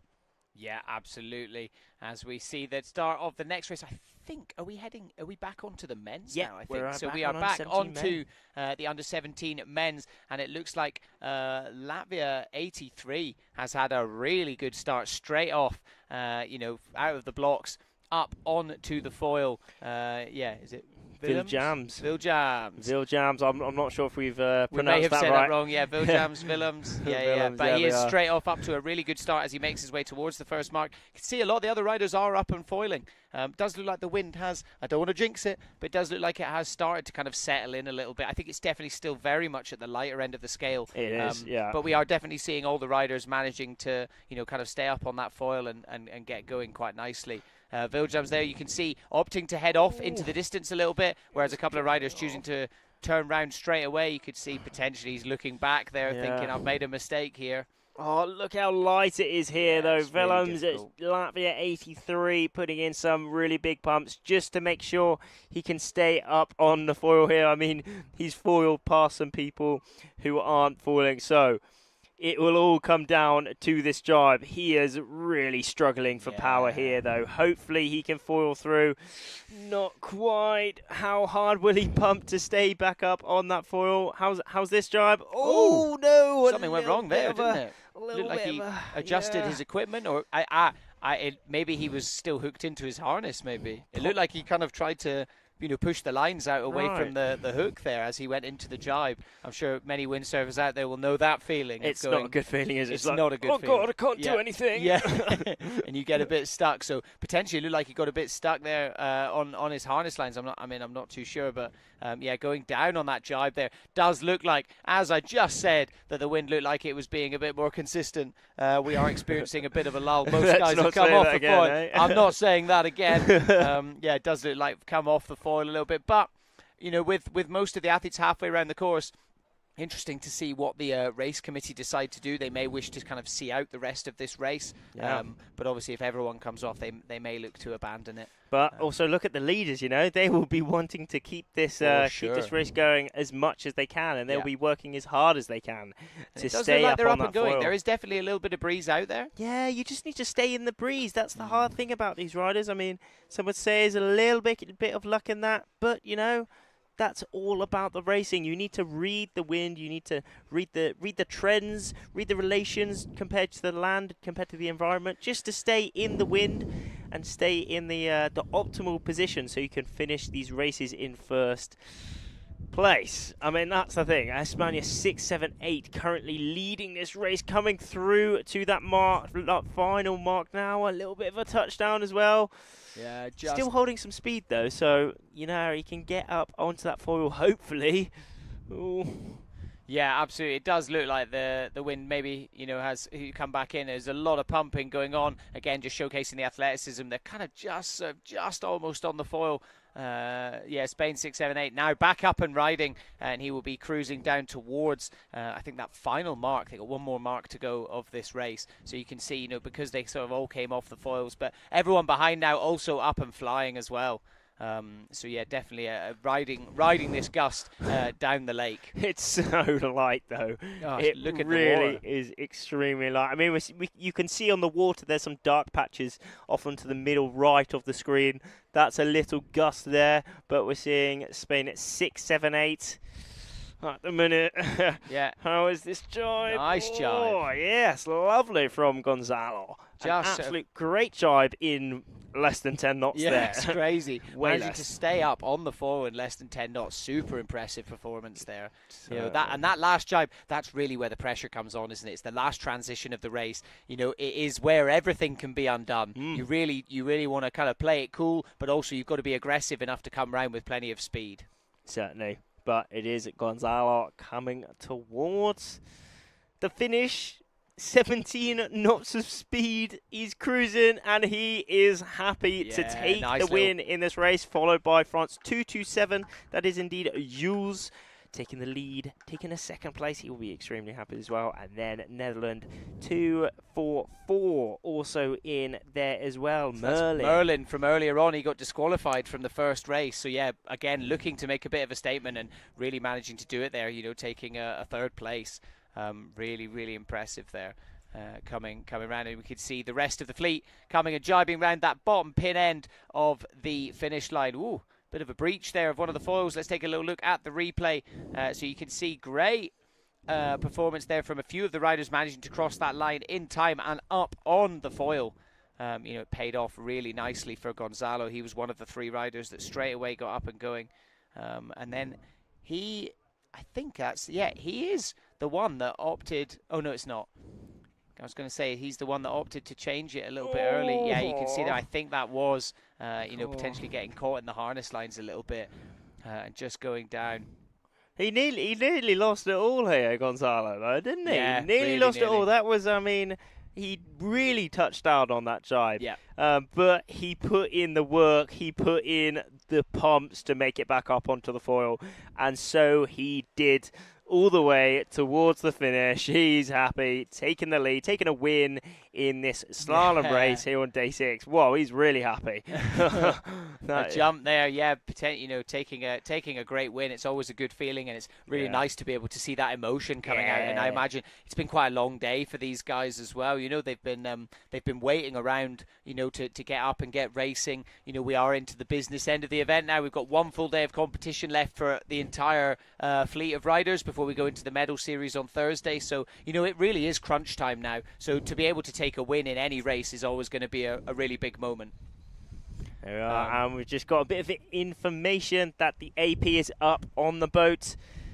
That is probably due. I mean, my best thoughts is probably due to the wind a little bit again. Just how patchy and shifty it is out on the course. However, as soon as there's suitable conditions, we'll be racing straight away. That could be 1 minute, that could be now, and indeed it is now, because you see that AP has just gone down, so we were going to be going straight back into the slalom races for the under-17s very, very soon as we go to those race results that we just saw.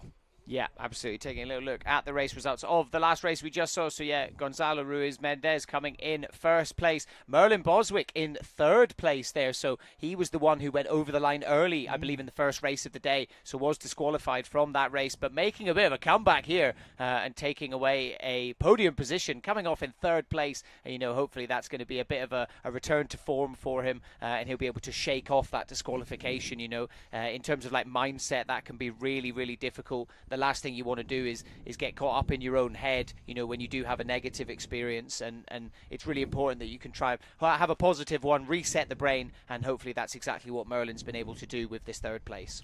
As we go into the next start coming up very soon, now under 3 minutes to go. We saw that flag go up on that committee boat, the green one with the iQFoil in the middle. That is signifying to all the riders currently in the next start that their start is imminent.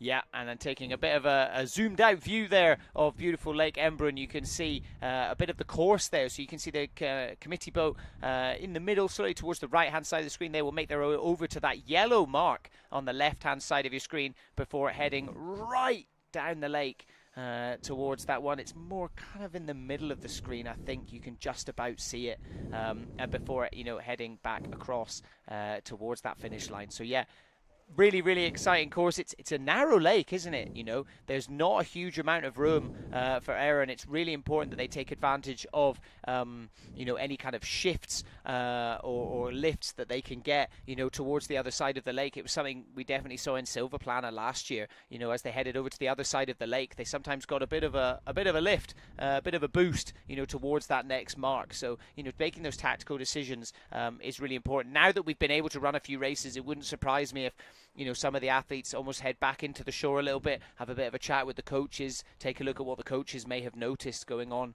as well, you know, in previous races, and having those kind of discussions before they get back out there.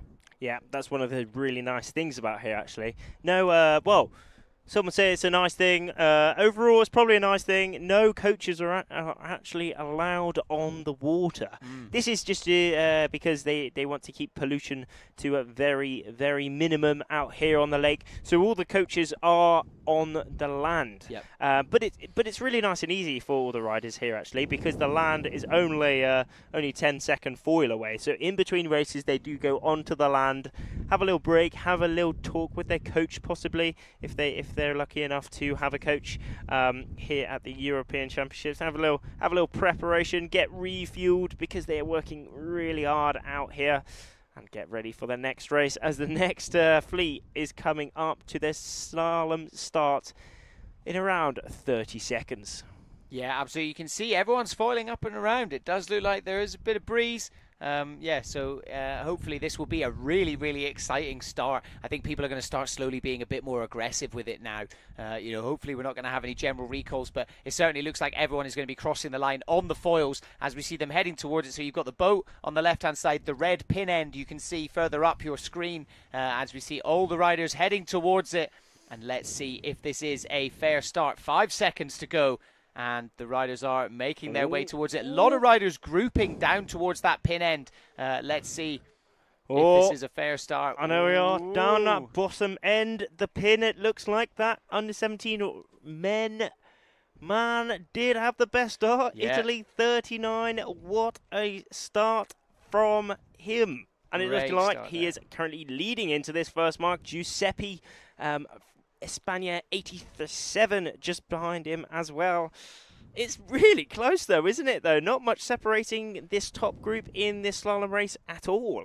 Yeah, not at all. You know, it really, really looks like they got a really nice bit of breeze going into that start line. And you can see it starts to close the gap. When there is a bit more breeze, it does make things a little bit more of a level playing field. You know, you don't just have those light wind specialists, you know, heading into it with a bit of confidence now. You know, everyone can be heading across that start line with a bit of speed, and it means the pack is a lot closer together. But now we are starting to see that split. So some of the riders most of the riders even, opting to head over towards the other side of the lake, taking a bit of a wider angle, whereas some riders choosing to jibe a lot earlier make their way down through the middle of the course.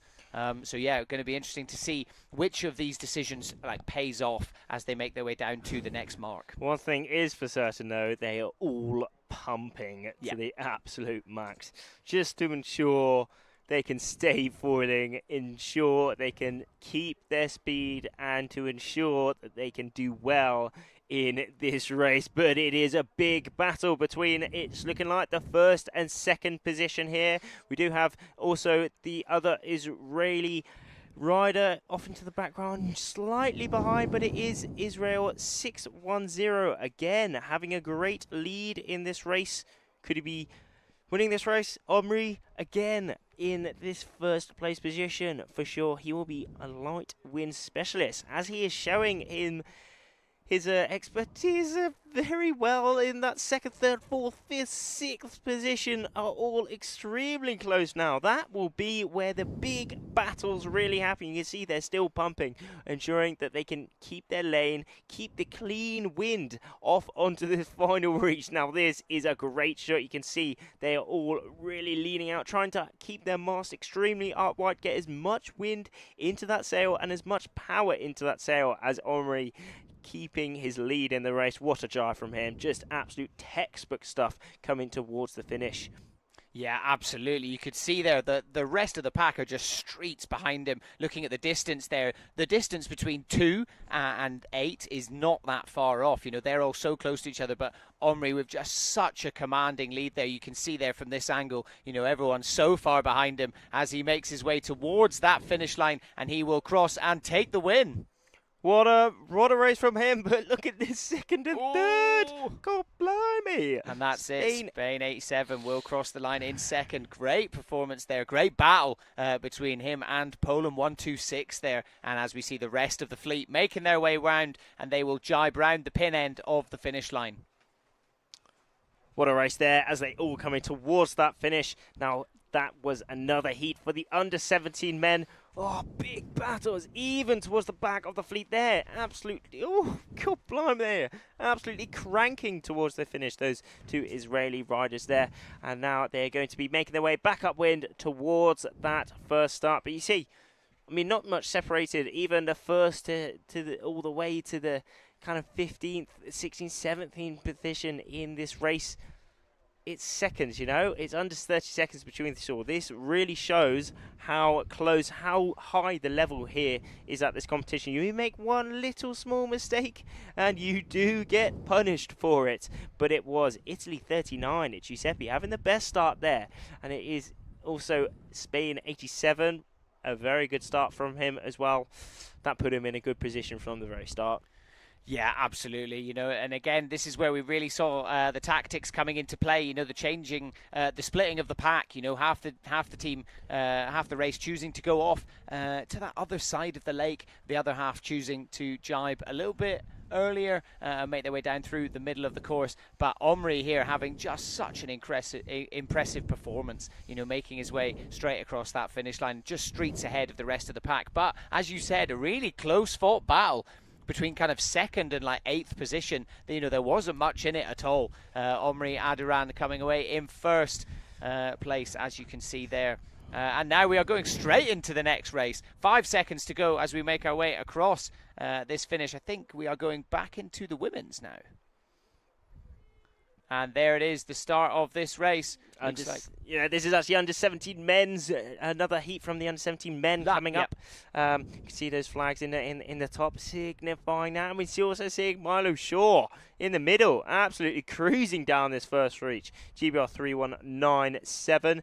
But it is down that bottom end. France having a very good lead straight away in this reach. I think that is indeed Jean. But Milo in that second place position. Great position from him there, actually. Yep, 2-0-2-1. That is not Jean, indeed. That is indeed someone else, but he is putting in his big pumps. I think that is indeed Leopold, if I am correct. Loan, actually, it is Loan going down onto the left side of the course, putting in some very good downwind pumps, some rowing, keeping the flow over that sail to make sure he has the big apparent wind, keeping his foil flying fast through the water. And there is Milo Shaw.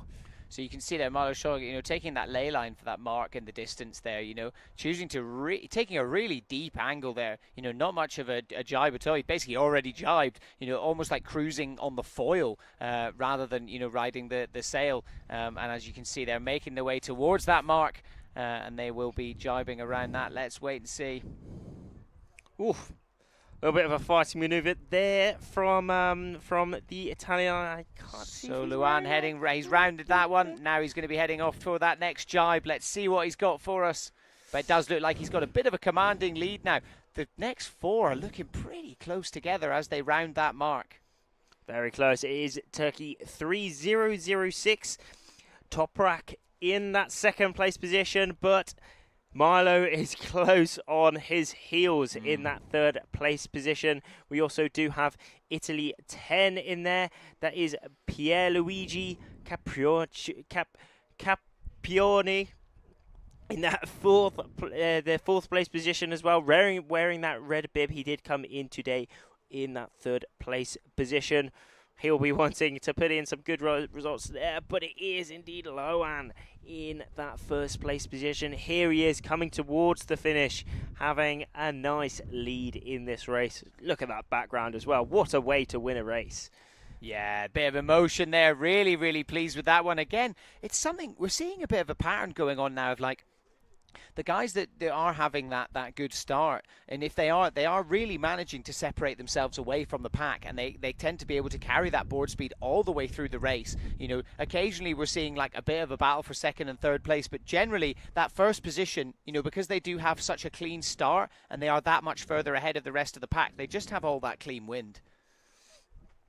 And they're just able to really kind of set themselves apart and generally take the win. You know, it is all about that start when it comes to the slalom. You know, things are over so quickly, and we saw that with there, just Luan, just perfect start at the bottom end of that pin end. So, you know, he's not got as far to go when it comes to heading downwind to that first mark, but just a great start there. So far away from everyone else, really gets some clean wind in his sail. He'll be really impressed and stoked with that performance, I think. Even just rounding this mark as well, just so much further ahead of everyone as he goes to the next one to make that jibe. Great race from Toprak as well, though, in that second place position. Another great jibe from him there, as we see. But a close-up of Milo there. And there he is, hand up, shaking his arm. He is happy as he makes his way back up to that start. So it is indeed Loan taking that lead in the race, winning Toprak in the second place, and Milo Shaw finishing off that top three. Milo Shaw having quite an impressive performance so far, you know, especially earlier on he was like the only rider up and foiling for those first few races as well, so, you know, potentially a bit of a light wind specialist, but, you know, definitely showcasing he's a bit more of an all-rounder as this wind has picked up. You know, obviously we are still at that bottom end, you know, realistically we're probably still looking at around that kind of 9 knot mark, but definitely it has filled in and is a bit more consistent, and we're definitely seeing that with all the riders being able to foil consistently around the course. So about 25 seconds left to go until the start of the next race, and we are now going back to the women's. So yeah, it will be the under-17 women's fleet now that we have gone back to.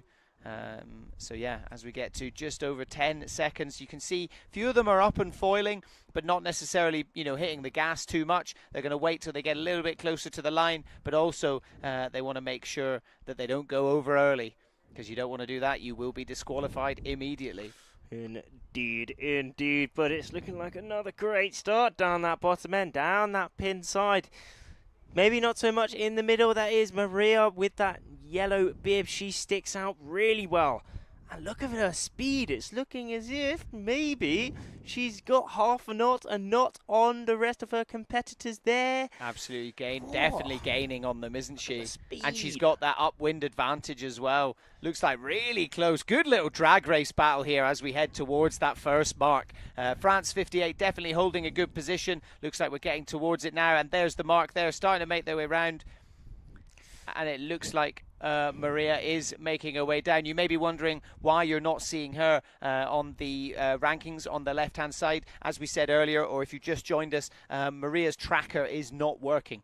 So that is why she is not showing up there. But it looks like she is currently leading that race after an epic little drag race down to that first mark. As we take a wider angle here, we can see a bit of a split of the pack. And then, you know, a few riders coming off the foil a little bit, obviously having to make that jibe. You will see a few of them coming off the foil, but I don't know. It does look like the lulls are getting a little bit smaller, the gusts are getting a little bit larger, as we see, whoa, a bit of a close jibe there between a couple of the riders. Tactical manoeuvres there, very tactical manoeuvres there. France 58, that is Garance leading this race at the minute, but maybe not. It's very close between France, Spain 302 Marta, and also Gerance. But who's the bets on? I mean, Maria is still It looks falling. like Maria's ahead. It She's does look like looking Maria around, has. yeah. You know, obviously we can't take into account her live tracking because her tracker doesn't work. But it does look like she is very much ahead of everyone else as she makes her way around this next mark. Blimey. And then you can see, yeah, Spain 302 just behind her. She's got already quite a tasty lead on there, isn't Yeah. she? She's happy. She's happy after winning one of the previous races. She's extremely happy. I mean, second and third and fourth might be a little bit more close going on here. I mean, we are seeing Marta Spain 302 in that second place position. Barely cruising again, but it is Maria coming towards her final mark in this race. How will this drive be? She pumps into it just to build her speed and power, and it is a fully foiling jibe in under 10 knots of breeze here. What an absolute masterclass of a windsurfing maneuver here. Yeah, that was incredible. Incredible jibes. I mean, we've seen plenty of them, you know, over the last few races, you know, especially on that last jibe. You know, that really is crunch time. It's the final transition of the race. It's so important to get that one right. And like you said, Rafferty, a complete masterclass there as she makes her way towards the finish. It does look like Spain 302 behind came off the foil on the jibe there, and actually so has the rest of them. You know, potentially, so just again finding a bit of a gust and managing to make the most of it as we see Maria cool as a cucumber heading over there. Not too much of a celebration there, you know, just coming over, recognizing the victory, and she will be making her way back up. Look at that. Drone pilot just highlighting her absolute lead in this race. She had an absolute stonker of a race. We're still here. waiting for position 2 to come over. It does look like they kind of dropped off the foil a bit on that last jibe mark. Yeah, that's it. But 200 metres almost she had on the rest. I mean, more actually, because it's now dropping as the rest of the riders come through. But yeah, I think you are right there. A lot of those riders, they have dropped off the foil there. So we'll be interested to see what happens. But it is a displacement race towards the finish now. Who can get up on the foil first and who can cross that line first? Because it is all on it now. I mean, whoever is in that 10th place position off in the distance there, whoever gets foiling first will maybe even take the second place. There's some pumping going on now. This is one of those really exciting positions where someone coming round the mark, if they manage to stay foiling throughout their jibe, if they could get up and going, you know, they could really improve on their performance. But sadly, or not sadly, but it doesn't look like that will be happening. It doesn't look like the riders further down have managed to get up on the foils, and they will be crossing. So it looks like Turkey 5835 will cross in second place, and Spain 302 will hold on to a fairly good result and come over into third. Spain 33 there coming over in fourth, and the rest of the pack, just still not managing to find it. This is again maybe a good example of like towards the sides of the lake there isn't as much wind, you know, so as they make their way over and as they found their way into the middle back towards the finish line, they will find they will be able to pick up a little bit more breeze, and with that get up onto the foil. So back up towards the start line coming into the next race. Does look like we've got as you said, a displacement race. I mean, that is the next start. Crossing the line. Yeah, the countdown's done, but no one's flying. However, someone has made their way up on to the foil here. A great stint of pumping there. Yep, Israel 601 is up onto the foil. First rider up and going for the women's under-17s. As you can see, this wider angle. Couple of the riders getting up and going. But yeah, a bit of a slow start to this race. But people are foiling. People are up and going. That's it. I mean, they can race in this. This is all a race as Hilla taking the lead in this race. She has done it expertly. She's got up onto the foil first, and she rounds the first mark in first now. But it's light, isn't it? It is extremely light. She is working to the absolute max just to stay up on this foil, just to keep her speed. Unfortunately, just dropping off there. Oh, the other rider's dropping off. Oh no, first place has just Hilla maybe not making the best decision there. All the next riders coming through this first mark now, all deciding to jibe off straight away, because for sure in the middle of the course there is a gust. That's how they managed to get up onto the foil in the first place. but they're still dropping off the foil just a little bit. The wind is dropping it, but that's a great example of the gust. You can see just off into the background a little bit. A very difference in shades of blue. The darker spots are the is the gust, and the lighter spots are the lulls in the wind. So if they can stay in those darker spots where the wind is stronger, they can stay up on the foil, stay faster, and hopefully win these races. But who is out in front? There is one of these under 17 girls having a very nice lead. It is Spain 6-3-6. I think that's Martina.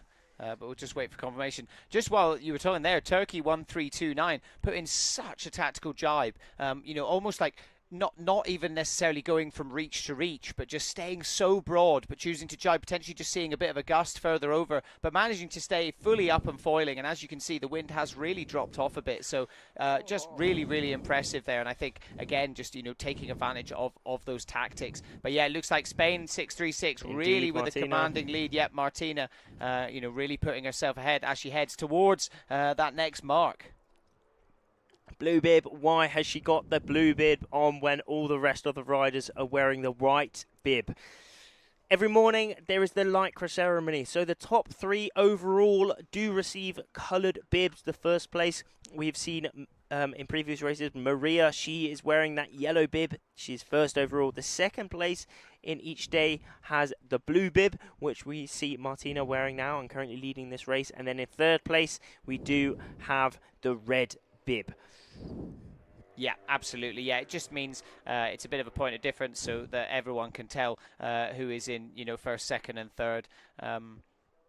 So yeah, let's take a little look at the event progression. So how Martina has performed over the course of this event. So day 1, 3rd place. Day 2, 6th. So not the best day for her, for Martina there. But now currently sitting in 2nd place overall, like you said, Rafti, in that blue bib. Indeed, indeed. I mean, there's been a lot of moving around at this competition, actually. Purely because the conditions have been very, very tricky.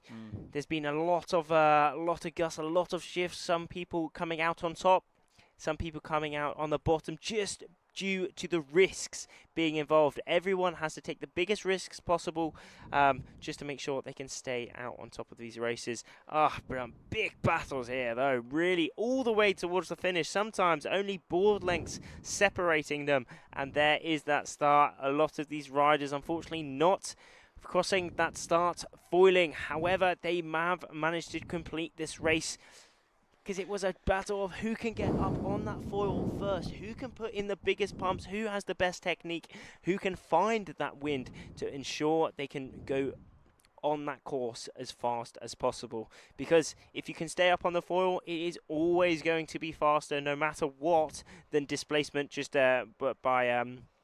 by going onto the water. And here we are going straight into the next race. I think that is Ernestine down that bottom end again. Him possibly, in theory, if this is good, she will have the best start again. She's coming in with a load of speed, wearing that red bib because she came into today in that 3rd place position. Look at that, almost 100 meters already compared to that 2nd place Italy 22. She will be very happy with her start here. Yeah, look at that. What a start from Ernestine there. Yeah, absolutely. Again, just managing to get up onto the foil that little bit earlier, crossing that start line, already up and flying, is just going to make such a difference. As she opts to take the wide angle, she will not be jibing down through the middle of the course. Interestingly, looks like the other riders coming straight behind her are opting to do that, so potentially looking to try and make a little bit of ground through the middle, while Ernestine will be making her way out towards the edges of the lake before going for that jibe. Again, a lot of this is down to what they see. They will have a plan in their heads, but there has to be a certain amount of reaction, with the athletes, especially when the wind is lighter, looking for those gusts, looking for a bit of a shift in the wind that's going to really help them get a bit of a better angle. Rafti, obviously, as you said earlier on, they go fastest when across the wind. So if the wind is bending a little bit more and they're not going to be going as far downwind, they can really maximize that and go a bit faster. Not much separating these riders at all, though. I mean, literally 5 seconds ago, we saw 10 metres separating the top 4. Yeah. Now it's evened out a little bit. Second and third place positions extremely close, only couple of metres separating them. This really will be a race of who can get in the wind, who can get in these shifts in the correct position, and who can come to that second mark in first place. There is that mark. Who can get this ley line correctly? It is looking like France 1-4-2 taking the lead in this race. Snatching the lead, actually. She didn't come in with the right up on top, but now she is on top. France 1-4-2 leading this race so far, but it is very close in that kind of 5 to 10 mark. Look how close that all is. Yeah, absolutely. Ernestine there, you know, something, a bit of an error there, you know, kind of dropped back into the pack a little bit. I wonder if she had a bit of a bad mark rounding, or, you know, potentially just came off the foil for a little bit. You know, there's many different things that can happen, but yeah, you know, having a bit of a frustrating one. Drop behind, currently sitting in 5th place. You can see her down in the bottom right hand corner of the screen as we see the riders making their way round that mark. France 1-4-2, you know, dropping down a little bit as well. Cool, blimey. I mean, anything to play for. Yeah, well, dropping down a little bit, but I think Salome here has still got her, still got the lead. lead. Yeah, she's. I mean, oh, cool, blimey, just behind her though. Oh, saying that, we spoke too soon. She's pushing. Poland 2-1-9 is certainly pushing extremely hard. That is Joanna. We've got a bit of a drag race on our hands as we head towards that finish line, but a bit of a smile there from Salome. She is extremely happy, but coming towards the finish now, the top 5 in this heat for the under-17 women slalom racing here on day 6 for the European Championships.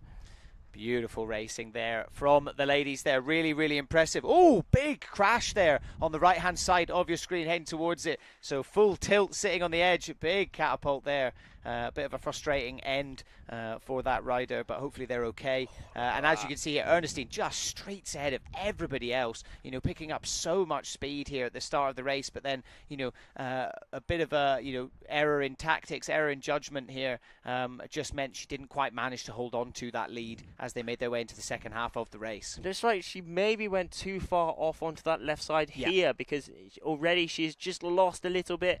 Salome here taking that lead at that bottom mark, and all she had to do was just save it all the way towards the finish. She is happy though. She is very, very happy. Joanna in that second place position as we're going straight back to one of these races. There is that overall standing for that race. So yeah, really, really impressive performances there. It's really, you know, going back to, you know, Ernestine and these tactics and stuff, you know, it's what you were saying earlier, Rafferty, about that VMG, and, you know, it's finding the balance between, you know, going as far downwind, as deep as you can, but also maintaining that board speed and finding that. And like you said, you know, Ernestine potentially, you know, focused a bit too much on that board speed and actually not necessarily the angle. But we are going into the start of the next race, and we are back to the under-17 men's fleet.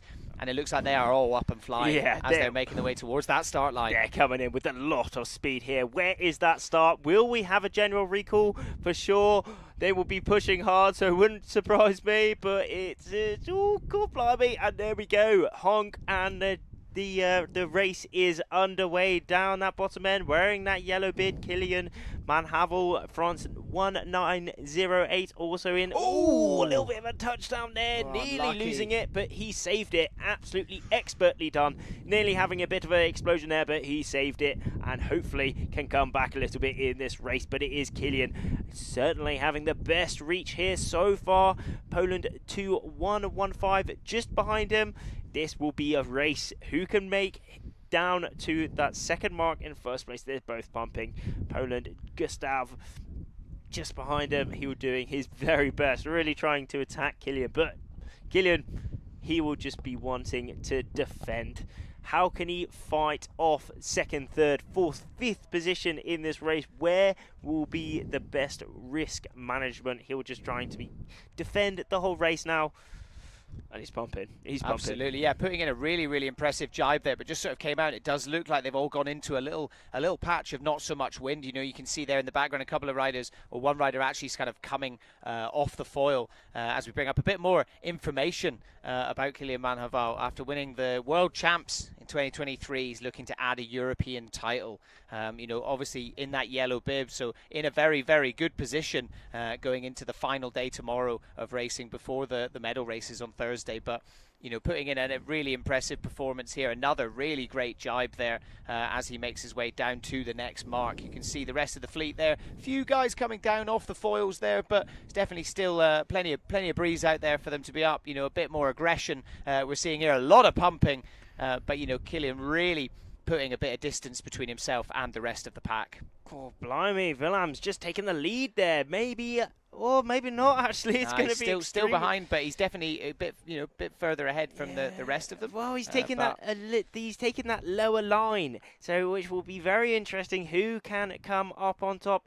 Will it be Latvia 83 Willems or also Poland 2115? Oh, yeah, you could Gustav there coming up into second place as we see Kilian taking his final jibe of this race. It is now a race straight towards that finish line, and it does look like he's got a pretty comfortable lead. But we saw a bit of a dip earlier. All it takes is a bit of a breach of that foil. Look at that shot, though. He is just cruising Chilling out on this last reach. What a shot from him there. He's leaning out. He's foiling. He's IQ foiling. And he is loving it as he comes towards the finish for this race win. What a race from him there. Beautiful. And we do in second place. That is indeed It's Poland Gustav. 2115. Gustav in that second place position. Spain 362 also in there, extremely close between these top 5 riders actually, but one thing's for sure, they're going to be tired after this race. Yeah.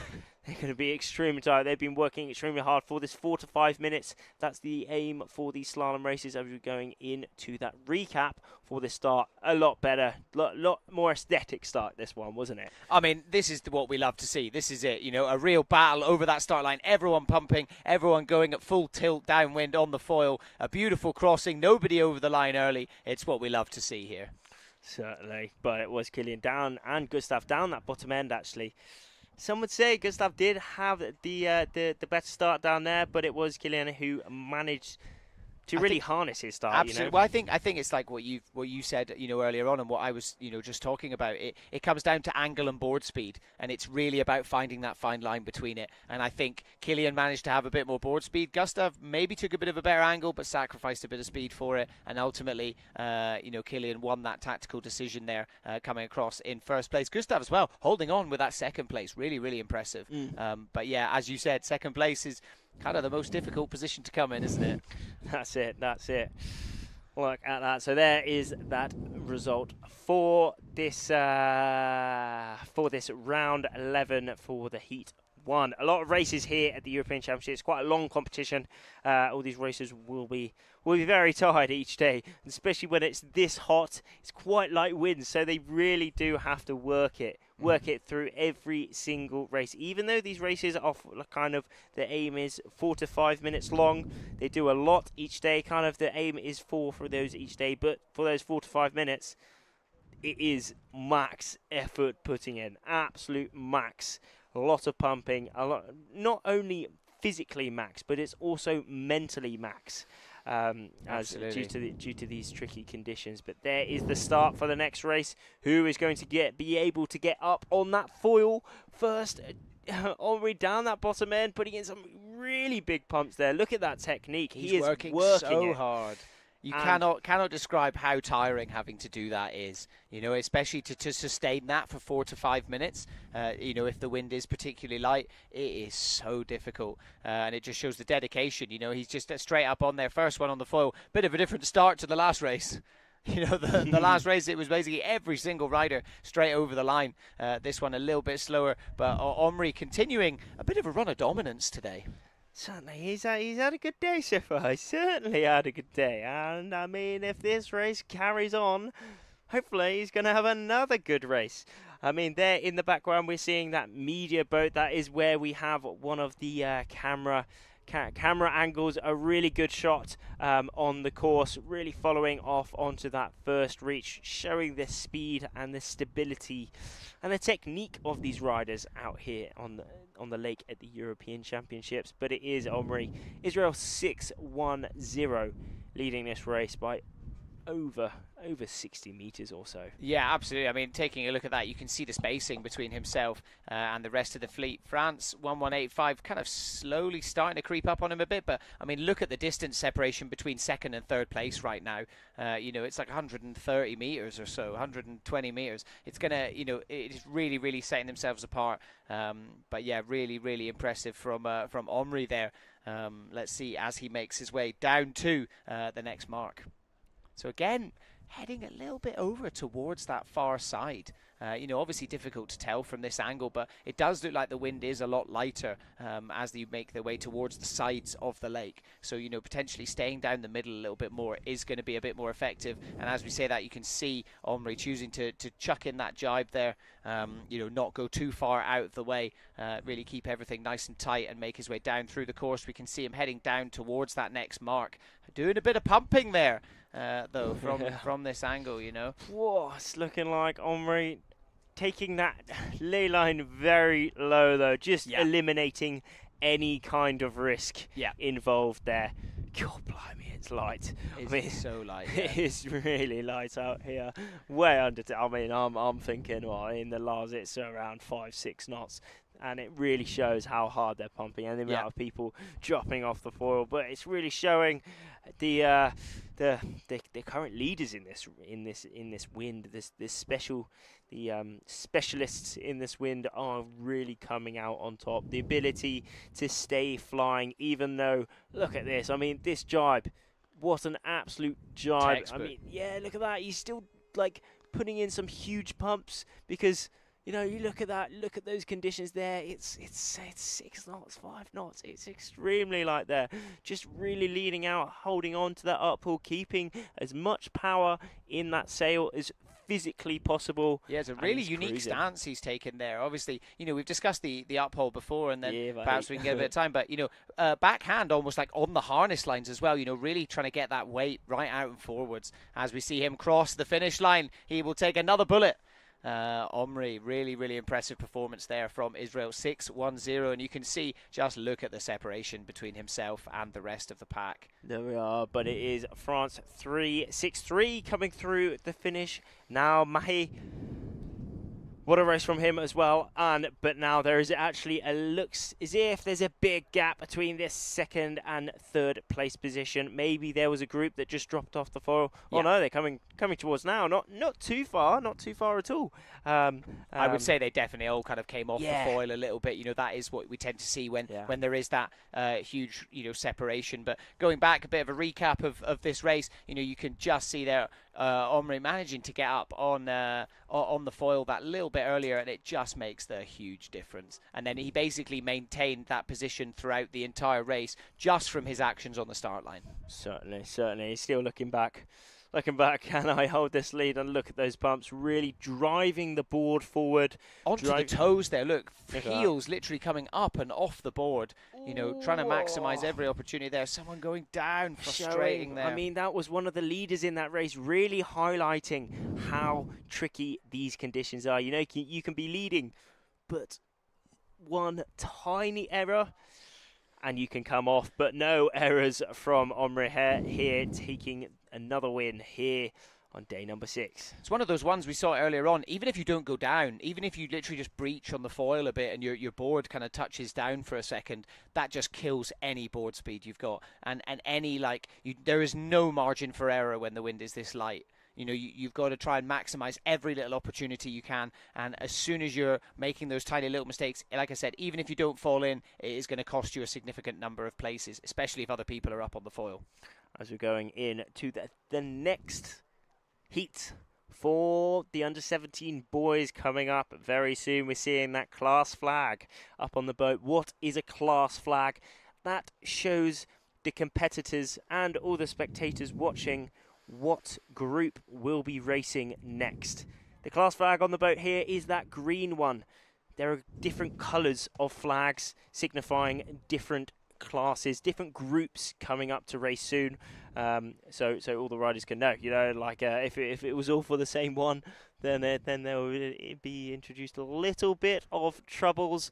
But there we are, going back to that overall race, results for that race that we just witnessed there. It is Omri Adiran taking another win at this race. Yeah, Omri Adiran.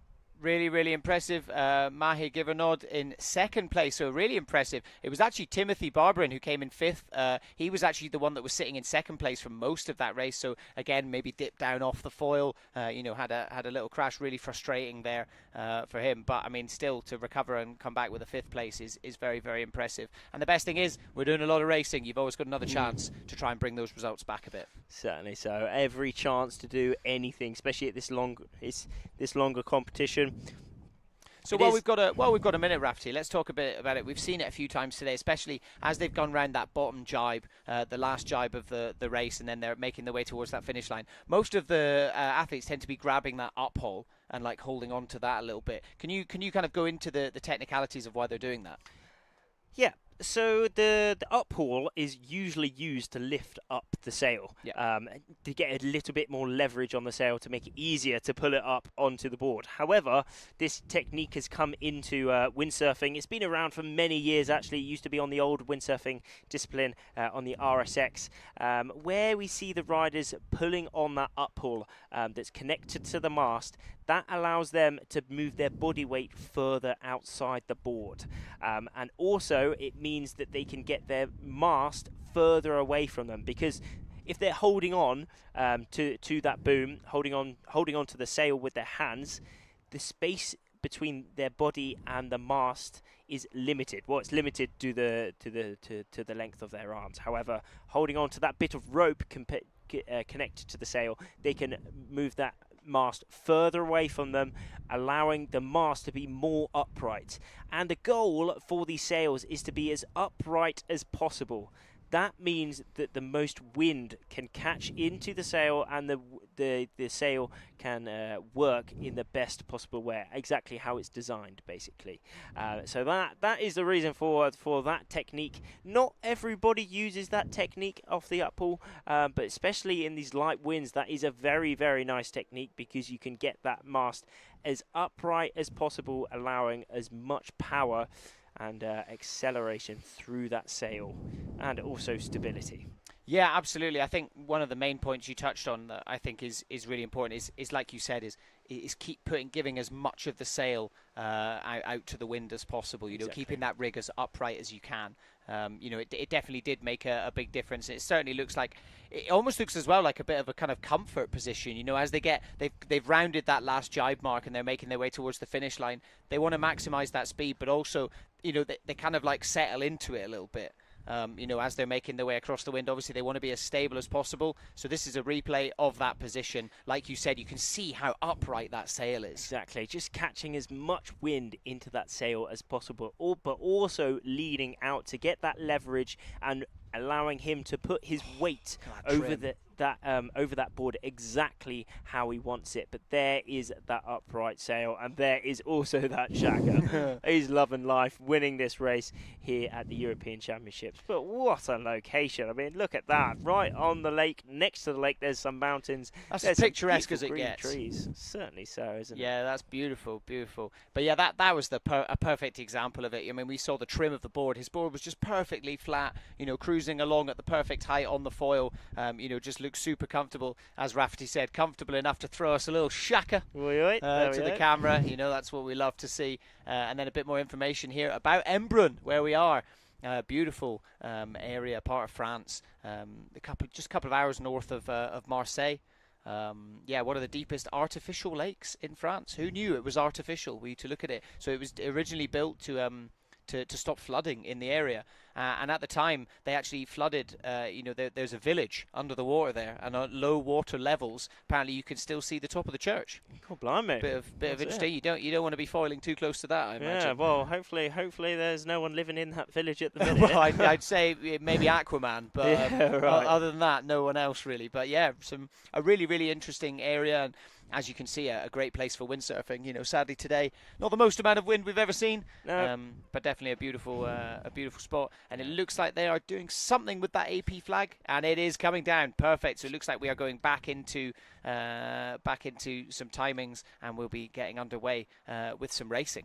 Certainly so. Certainly so. We're seeing a lot of these riders hanging around the boat, hanging around that committee boat. These will no doubt be the riders getting ready for their race, but also those riders in the background of making their way towards the beach, just to have a little bit of shade out of the sun, a little bit of refueling, maybe some snacks, maybe some drinks, maybe a little talk with the coach, getting some tips with the other riders.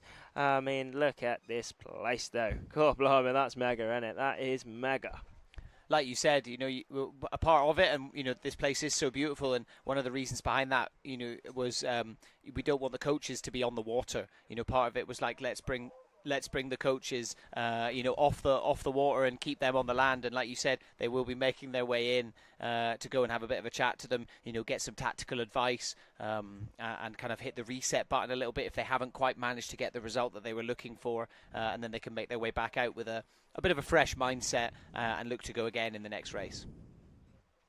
As we see 2 minutes and 40 seconds left to go until the start of the next one. We took a bit of an AP break there, I think, just to let the wind fill in a little bit. But looking back out there, it does look like there is plenty of breeze. Well, I say plenty. By plenty, I mean enough for us to be able to run it. Of course, we would like 2 or 3 more knots, ideally, so that we can get everybody up on the foils comfortably all the time. But, the people are dipping down a little bit, but generally everyone is managing to stay up and flying and making their way down through the entire course.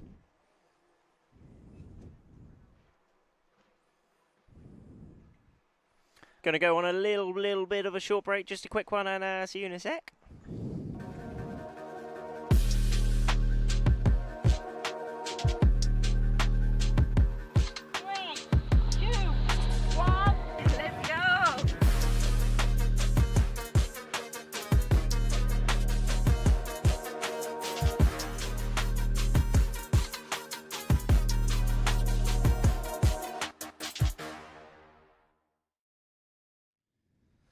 Certainly tune in now as we have some absolutely epic racing out on the course for the 2024 iQFoil Youth&Junior European Championships here in Embrun and France.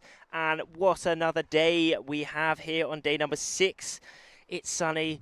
The wind is, it's a bit patchy, it's a bit shifty, it's a bit light, but it is making some absolutely epic racing conditions out here, isn't it, Sandy? Yeah, absolutely.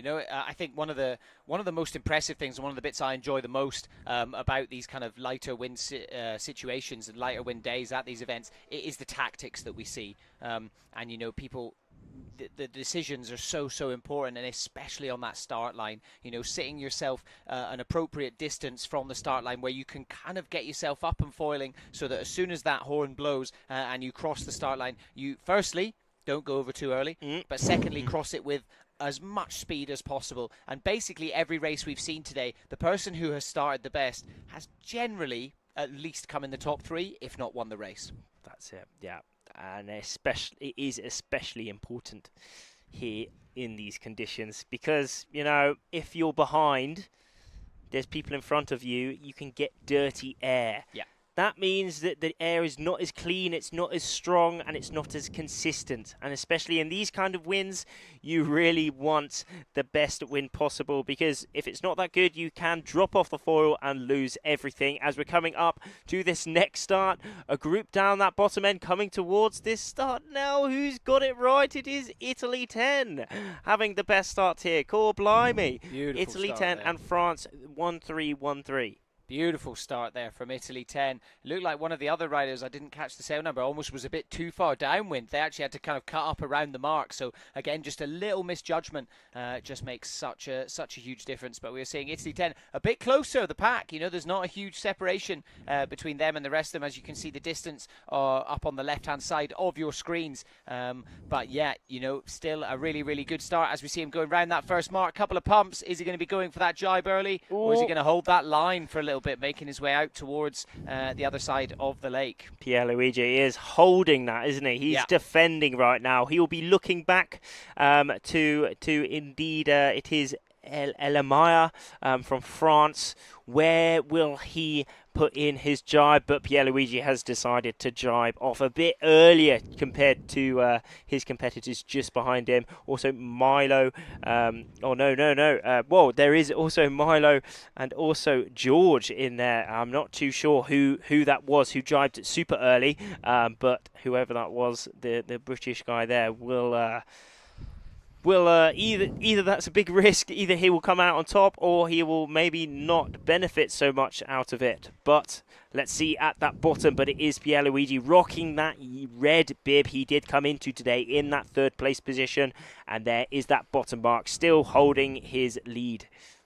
Yeah, really, really impressive performance so far in this race. Again, just managing to keep some distance. Whoa, close jibe there between 2nd and 3rd. As we see one of the Brits just trying to make out the sail number, coming in with a really, really aggressive jibe, coming round, bringing himself up into 3rd place. GBR 3197, I believe that's Milo Shaw. Indeed, fighting manoeuvres from Milo. No Love messing around there. No messing around from these under-17 windsurfers here for the European Championships. This is the penultimate reach towards the finish now. This is asylum racing, so it is all power, all speed in this racing. It's a first reach downwind, then followed by 2 final reaches, which we are seeing on our screens here at the minute. There is that final mark. They will turn around that mark and then make their way towards the finish. But dominant performance there, stayed in 1st place the whole time. Ooh, bit of touchdown there, bit of a battle for 3rd place there. Certainly so, but lifting up the hand, he's happy. No doubt he will be watching this back later when he's on the water, and he will be happy. There we are, Pierluigi. So Elamaya there was in 4th place, so had a bit of a battle there with Milo Shaw. That was him who was kind of trying to attack on that final reach there towards the finish, but really well defended there from Milo Shaw. Good battles, that's what we like to see here, but Pierluigi just dominance.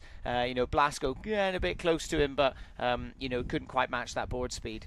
And of course that start line, again, just that really good initial start line. So it looks like we're coming into the next race now. Under 17 women coming up very, very soon. Some foiling, some not. Who has got the timing right? Oh, one of the Polish girls down that bottom end. Just slowing down. Maybe Maria in the middle there. Who's going to have the best start again? Oh, God blimey. And it is Maria having an absolute banger of a start yet again. Crazy Hopefully dominance. There was no general recall there, and it looks as if I can possibly no, that is indeed a general recall. Yeah. Who was over that start? It looked very close between a lot of those riders there, actually. I mean, Maria did push out straight away. However, she came in with the most speed. So not necessarily, even though she was first after the first 5 seconds or so, doesn't necessarily mean that she's over the start first because she came in with the speed and the glide. Maybe one of the other riders who went towards that start a bit too early just jumped it a little bit, easing off the power. But whoever it was, they will be very sad. But that's the game, that is the game. You have to be pushing that start absolute max. Let's have a look. Poland 114 maybe, or maybe the Spain 33, I think, up the top. Yeah. I would say I don't think Maria was over early. No, I think she just had it absolutely perfect. Yeah. But I think up that top end. Yeah, Spain 33 looks like was potentially over early, but maybe someone's down at that bottom pin end as well. Again, all me and you can do is pure conjecture. Nothing that we say is going to be concrete. That is down to the race crew. So we will just wait for full confirmation. But yeah, it did look like Spain 33 up at that top end, and then potentially a couple of the riders down towards the pin end were over a bit early. So they will now, let the clock run through, and it will go down into another countdown, and they will restart that race. Without the riders who were over early, they will be disqualified. Indeed. So look at that. We're seeing a board. It's saying a chalkboard saying BFD. What does that? That means whoever is over the start line. So that's saying, BFD, whoever's over the start before the gun. Their sail number is written on that board. That's why all the riders are heading over to that, and then they will be they'll read it and then see that they jumped it a bit, and they will be out of that start. Who it is, we can't quite make it out. I'm pretty sure I saw Spain 33 as the second one. It looked like 2 numbers, but again, my eyes may be deceiving me. But from what it looked like, there was only 2 riders that will be you know, out of that race. But again, we are just waiting for confirmation. You could just see, look how many windsurfers are out on the water. So what you're looking at on beyond the bridge, a bit further upwind, that is the other fleets. So we are covering the under 17s fleets today, and it's the under 19s fleets that are racing a bit further upwind above that bridge. Yeah, exactly. I mean, this is a dreamy spot here out in Embrun on the lake. It's a bit windier than the other, but yeah, fairly similar. But a lot of riders out here on the lake, which is so cool to see. All on the same equipment, the One Design stuff, whether it's the Severn sail, the starboard board, or the Patrick sail with the Patrick board. All pretty cool red sails, all racing it out to determine who will be the 2024 European champions.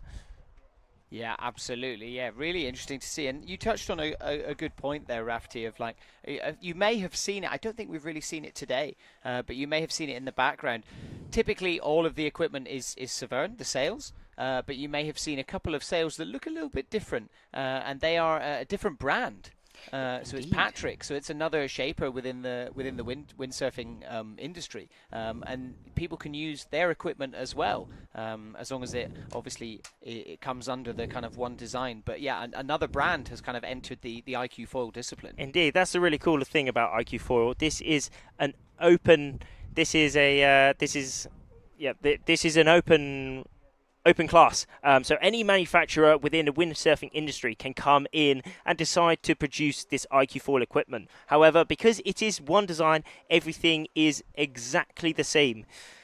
But everything is exactly the same apart from the graphics, which is pretty sick. So you can think of the iQFoil equipment as kind of like a white kind of like a blank canvas, and then anyone can come in and produce this equipment. Originally was Severn designed and starboard design, but then yes, Patrick have come in and put their graphics on the sail, which looks really, really sick. So it's open manufacturer, whoever.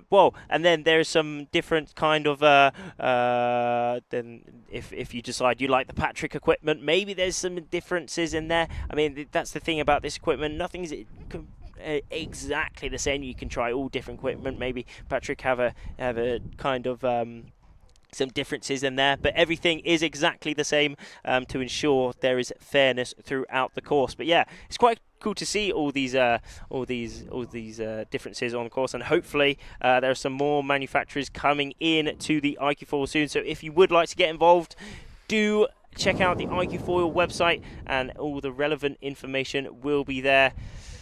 That was a start. Looked like maybe someone was a bit over, but it's looking like. Let's wait and see. Yeah, well, we will wait and see. That first French rider, just trying to make out the sail number, but it did look like that first French rider was over a little bit. But it would seem that they are off to a good start. Yeah. What a start that was from these two French riders in this course. Yeah, France 58 just looked like they were over a bit early, but I guess maybe not.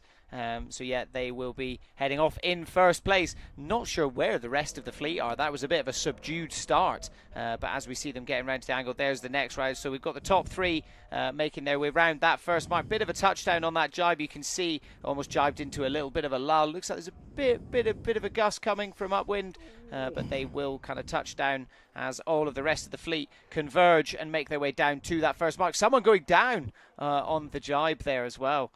Frustrating there for whoever that rider is. That's not how you want to be starting a race, especially on that first jibe mark. You want to be going into it with a bit of confidence. Indeed, a lot of these riders just unfortunately dropping off the foil here though. But now that gust has arrived, who will be able to get up on that foil first to go a lot faster? It is indeed, can't quite make out the number, but one of those riders down this bottom end, the Turkish girl, it could be indeed Turkey 5835. Can't quite make out the number, but she is foiling with speed. But look on that other side, we also have another couple of under 17 girls racing, foiling extremely fast down this on this downwind of the slalom course. Yeah, absolutely. Looking like Poland 71 once again. Maria just doing an incredible performance, really far over that other side. Again, maybe just saw a bit of a header, something that can give her a little bit more lift. That VMG that you were talking about earlier, Rafty, trying to find that perfect balance between board speed and the correct angle. So yeah, she is rounding that next mark. Real bit of dominance. I mean, she's pretty far ahead. It looks like, you know, positions 2 and 3 also closing in on her, but everybody else looking fairly far behind. Israel 207 and Turkey 5835. Turkey actually just jumping up into second place over Israel 207. Oh, no, and again, it's changing again. Very close between Rua here and the Israeli girl at second and third. Rua is still putting in some big pumps in the middle of our screen. We can see that second and third place positioning is very tight. Oh, a lot of these riders just dropping off. Maria, look at this athleticism here, really coming in with a lot of speed and power. Really a sharp turn there, just minimizing the time with no power in there. And look at those pumps. She is absolutely working it, working to put as much power into that sail through her body into that foil to allow her to speed off on this final reach. Yeah, really, really impressive there from Rhea. Like you said, spending as little time jibing as possible. That's a really, really interesting point, and one that we haven't actually touched on that much. So, especially in these lighter winds, actually, you know, not taking these huge wide arcs that you sometimes see, especially as the wind gets a bit stronger, you know, opting to just do those really tight little jibes as we see the rest of the fleet heading over. So Turkey 5835 heading over in second, Israel 207 over into third, and then Spain 302 finishing up the top 4. Oi, oi. But there is a lot of riders in each of these heats, you know. It's not all about those top 3 positions. It's also about further down these races. I mean, we can see these battles inside this top 10, top 15 almost. There will be a lot of inside kind of battles here, kind of fights, really trying to make up every single position as possible. These girls here on the under 17 course, they are not giving up until it's over, you know. Even if you're in last place, these girls are really working hard as we go to the winner of this past race with Celia. Yeah, so we managed to catch Maria as she wins her 3rd out of 3 races for today. Yes, I'm so tired. Like all the races, I made good starts. In this last one, it was so light. Like actually, I didn't came on the foil. I think my start was like 10 seconds after all the girls. But I choose different tactic, and it paid off. It seems like you really know how to sail in these light and tricky slalom conditions. Can you tell us a bit about how it's been today? In Poland, we train a lot in those conditions, so that's really like nice for me to have slaloms at the Europeans. So yeah, speed was good. I had a lot of power, so yeah, I just want to keep the lycra for the rest of the days. And how does it feel to deliver bullet after bullet? It's so nice. It's an amazing feeling. I actually missed this for like whole year. Last year wasn't the best for me. Like I sailed good, but just like in every medal race something happened. So I just want to bring the first place home and to cheer with Poland. Yeah, that's so good to hear. Congratulations on your day. Thank you so much. Thank you. I'm back to the studio. Awesome to hear from Maria there. And if you missed it while you were listening to that interview, you may have seen on the screen there was a general recall for the boys. So we are back to racing with the boys. And yeah, a bit of a general recall. So someone over earlier. It looks like Italy 3-2-1. You know, potentially over a bit early. Maybe mistimed it a bit. Over early by quite a significant amount by the looks of it. Yeah, so Italy 3-2-1 will be out of the race. There are no second chances if you go over the line early. You are not given a next shot. You will have to wait up until the next your next race. So yeah, they, as you can see, gathering back around the boat. They will reset the timer, and we will go back into this race for the second time. Indeed, we're seeing a range of flags on this committee boat, actually. I mean, if you can just make it out, there is a small triangular flag in the middle of the boat. It's dark blue and it's got a bit of yellow on it. All these riders do know that that is the general recall flag, meaning that everyone in that race is recalled back to the start due to someone being over the start. So within this slalom racing, even if there is just one person over this start, that start is redone just to ensure that everyone has a fair race. Because if someone's over the start, then they mess up someone who was actually on the start. That could introduce a bit of unfairness. So that is the reason why, even if one person is over in this slalom races, the race committee general recall it, and then this race is redone. But we're seeing also that the two up on the on that committee boat, signifying that it is heat number 2 for the under 17 men. Yeah, absolutely. So yeah, as you can see, that flag that Rafferty was talking about earlier, that has now gone down. So they have discussed, they've figured out which rider it was that was over, and then we now have 3 minutes up until the start of this race. So yeah, I'm glad the wind filled in. It felt like it wasn't going to for a little bit earlier on, but it does seem like we've got hopefully these, this kind of fairly consistent conditions now. Fingers crossed we're going to be able to continue with some more racing. Obviously, interesting chatting to a few of the athletes earlier. It's been very much an event of slalom races. And there has been a lot of talk of they're hoping to go into the course racing, but with these kind of conditions, being able to incorporate an upwind leg is just going to be really, really difficult. Certainly so. But that's it. Here at the iQFoil, we do these slalom races when it is slightly lighter winds, just to ensure we have racing throughout, and it still does establish some of the best riders in these fleets. They're still the core aspects of windsurfing and sailing knowledge overall. They have to work extremely hard. Their athleticism is really shone through here as they're working really hard. The mental game as well, ensuring that they go the correct ways on the course. Also all the positioning, all the tactics to make sure they come out on top on the starts, on all the maneuvers, and all the comings together out on the course as well. But it is still, I think, as you said, Sandy, you saying it was evened out a bit. I think what has actually happened, it looks like it's evened out a little bit, but it's the same but it's actually the same. It's only that the riders have got they've just adjusted to the conditions a little bit more. They've found out what works,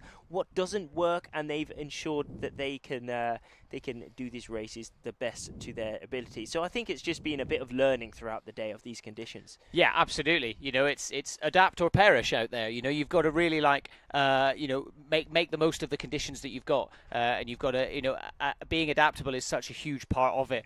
And if they can really figure out where the conditions are, like you said, looking over at the far side going, that's there's not so much wind there. I've really got to work on trying to stay in the middle of the course, and focus on creating a bit of a deeper line. I think that does make a huge difference, as well as figuring out that start line. We said it earlier, we saw it, and you said, we haven't necessarily seen it so much, that kind of hovering a bit closer to the start line and then pumping over it. A lot of the athletes are doing that. They're not necessarily finding the most the most success. It still very much is the riders that can stay a little bit further back from that start line, get up onto the foil and cross already at speed. But as long as they're not, starting that general recall, getting themselves disqualified and are getting up onto that foil, it means that they're generally making the most of these conditions. As we get into 10 seconds to go, coming up to the start, we're seeing all the riders up on the foil, making their way towards that start line. Is this going to be a good start? Is anyone going to be over the line early? Jolly hope so. There we are, coming up to the start now, and it looks, that is indeed a fabulous start from these riders out here on the under 17 course. Again, down that bottom end, Poland 2:05, having debatably the best start here. Also in the middle there, we do have Hannah Simon. A very good start from her as well. Hopefully she can have a good race within this current race at the minute. But we can see how gusty it is still. Off in the background, some very different shades on the water, just signifying where those gusts are and where the lows are.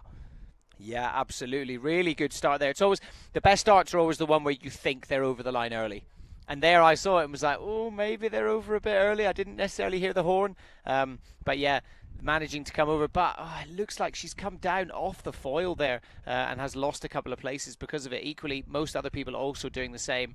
But yeah, opting to almost sometimes what I think actually is because they're coming over, you know, staying on that line a little bit longer and hoping that a gust is going to kind of catch up with you and then jibing in the gust. Oh, as we see someone going down. Oh, it is tricky out here. It is extremely tricky. Some of these girls going down, some of these girls dropping off the foil. Now, all the girls on our screen at the minute have dropped off the foil. Now it will be that race. Who can get up onto the foil first? Who can accelerate and build up the speed, put in some huge pumps? I'm seeing a gust coming down. Who will be able to utilize that gust the best? There it is, coming through that group on the right side of our screen now. But it is Spain 636 managing to stay up on the foil throughout this downwind and really capitalizing on this. Yeah, absolutely. Looking like streets ahead of the rest of the pack. I mean, look at the distance between her. Yeah, Spain 636. I think that is Martina. It is Martina, but there is no slouching. She is really struggling for power here, going into her jibe, but she's just dropped off the foil, unfortunately, for Martina. Currently wearing that blue bib and leading this race. Someone on the up on the foil, really gaining on her as well. I think that is Turkey 713. Really closing that distance and just showcasing, look at what a difference it makes if you are already up on the foil. Super frustrating there for Martina to watch that happen. I bet it must be extremely hard, but it is indeed Turkey 713 taking the lead. That is Delphine now leading this race. What a maneuver there. What a tactical decision there, staying up on the foil throughout that downwind, where even if it wasn't the best VMG compared to like angles, she stayed in that wind. She stayed foiling, and that allowed her to take the lead. But it is all down to this final mark. She is still struggling for power a little bit. She's working to the max, just trying to stay foiling, trying to stay flow over that sail, directed down through the board. Where is this final mark? There it is, going through for her jibe now. Oh, it looks like the wind's really switched around, actually. Quite a lot. She's actually making her way a little bit more downwind towards that final mark. There is that mark, but she has done it perfectly. What a bit of a tactical, interesting tactical decision there. I'd say the course has definitely changed slightly with that wind. It does look like it's turned a little bit more almost like westerly, so almost coming a bit more sort of across the lake as well. But Delphine has just adjusted to this absolutely perfectly, hasn't she? Yeah, you're right. Perfectly. She's done the correct decisions, and this has allowed her to come out on top. Martina managed to get up foiling fairly swiftly, still in that second place. Turkey 1-3-2-9. That is Eche in that third place position, but it was indeed Delphine taking the lead, taking the win in that race, followed by Martina. Also Turkey 1-3-2-9 in that third place position.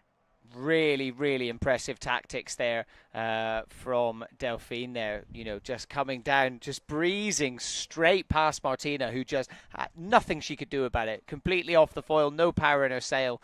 Yeah, frustrating for Martina, but yeah, really impressive performance there for Delphine. And then, as you can see, a bit of an empty finish line there. You know, they seem to separate themselves from the rest of the pack. You know, a difficult race there, and then let's go over to Celia on the water, who is with Delphine. Yeah, so we just managed to catch Delphine as she won a race. And Delphine, how was it? It was really good, I think. I won. I'm happy about it. I really needed it.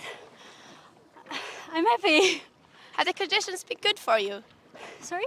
Have the conditions been good for you, the wind? I think it was very light, and that's all. Thank you, Delphine. Yeah, and thank you. Back to the studio. Oh, she was happy, wasn't she? She was happy. Happy, but also, I'm going to say, a bit exhausted. Yeah. You definitely see the tiredness there. You know, it's almost like the lighter the wind, the harder they have to work. And that was definitely a much lighter wind race there. But some amazing tactics. Yeah, I think. But yeah, a bit of exhaustion going on there as well. Also the pressure release as well. For when you sure. work that hard, that is max mental, physical capacity for that 5 minutes. And once you come across that finish line, that is a big release. big enjoyment as well that they've completed that race. But there we are, straight back to the next start for these under-17 women. A lot better start overall. A lot of these riders down that bottom end flying at full speed towards that finish. This is tricky though from those bottom riders on the bottom. We see Berta just missing out a little bit, being rolled by the rest from Estonia, unfortunately. But still, she's flying. She is doing extremely well in this race. Hopefully, she will be able to make a good decision downwind and maybe gain some more places. Yeah, absolutely. Yeah, it'd be interesting to see how this race pans out as well with that. Looked like a bit of a change in direction with the wind. Interesting to see if there's any sort of tactical decisions that go along with that as well. But, you know, again, I think a lot of that was down to the fact that the wind had dropped off so much that, you know, a few people dropped off the foil. You know, for finding people staying up on the foil generally, it should be a bit more of an even race, shall we say, as we see Israel 205 making their way downwind. Definitely looks like they're kind of leading the pack a little bit. But yeah, again, you know, looking at that distance on the left-hand side of your screen, not a huge amount of difference between that kind of top three. And then there's a bit pretty big from position 4 down. You know, they're quite a bit further behind everyone. The wind has really switched around though. We're seeing Israel putting in her jibe, just dropping off. Oh no, just unfortunately losing that lead. I think that is France 142 Salome, if I am correct. Now taking the lead in this race. Yeah, Salome there, really impressive jibe there. Again, just going to showcase, if you've got that foiling jibe down in all the different conditions, it makes such a big difference. The transition is transitions in general are one of the riskiest parts of any kind of racing. So yeah, if you can manage to stay up on the foil during it, it makes such a big difference, you know, just carrying that board speed. And as you can see now, you know, Israel 205 there, once you drop down and you're off the foil, it can be so difficult to get back up onto that foil again. So yeah, taking a look at Salome's journey so far with this event. So, you know, especially over the middle of the event, day 3 and 4, you know, a 9th place, perhaps not her best results. Coming into today, she was in 4th place, and yeah, putting in a really impressive performance so far as well. So hoping to regain some places as we get towards that medal series tomorrow. I mean, on Thursday, sorry. Might even be jumping up the rankings. I mean, I would say so. Even to be inside the top 10, inside the top 20 so here impressive. At this European Championships is so impressive. We're saying this like she can gain some more places, but just to be in this position is absolutely amazing. It really is. I mean, here in the under-17 women, we do have a lot of entries. Yeah, absolutely. And there it is, the fist bump. She will take another win for today's Salome. She'll be, really pleased with that one. I think you're right, Raft. I think she'll definitely be jumping up the rankings, if anything. I mean, she, you know, given her worst was 9th so far, currently sitting in 4th going in today, she's very much up there in contention for the medal series. But, you know, as we'll get into it, you know, as we get into the medal series a little bit more and discuss that a bit more with you, you know, the higher up you are in that, the easier your life is going to be. It's certainly so. I mean, how that medal system works really does make sure all these riders do push until the very end. Yeah, exactly. And we're going to an interview with the winner of this race. So, Salome, second win of today? The third one. Third one, sorry. What's the secret? Killian just having a little bit of a moment there, a bit of a but bump. he saved it, and he's still putting in some really big pumps to hold his lead. But it is a really big battle towards this first mark with these top 3 places. It is Gustav, also Killian, and Israel 203 in these positions. Yeah, absolutely. Yeah, a bit of a bump there for Killian, but manages to hold on to that lead. This is a really cool angle here. You can really see the board speed that these guys are carrying through those foils. As we are getting towards that first mark, here is the laydown going into that jibe. Pitch perfect jibe. Oh, bit of an oversheet there, but not quite as much wind as he was perhaps expecting, but just about manages to stay up on that foil. Gustav right on his tail there, potentially stealing a bit of that wind from him. And there is a bit of a battle on our hands here as we see them pumping down through that middle. It does seem it's always that first jibe. I don't think there's much wind at that first jibe mark. Everyone seems to lose it around there, and then that's where we start to see a bit of a split and a bit of a difference. But looking at the board speed there, it's just gone down a little bit potentially as we're going into a jibe. But I mean, This is downwind Killian as there, well. he is going so much faster than everyone else. He just hit over 17 knots. You know, no one else is really getting that close to that. So, you know, carrying that board speed, and that's making all the difference.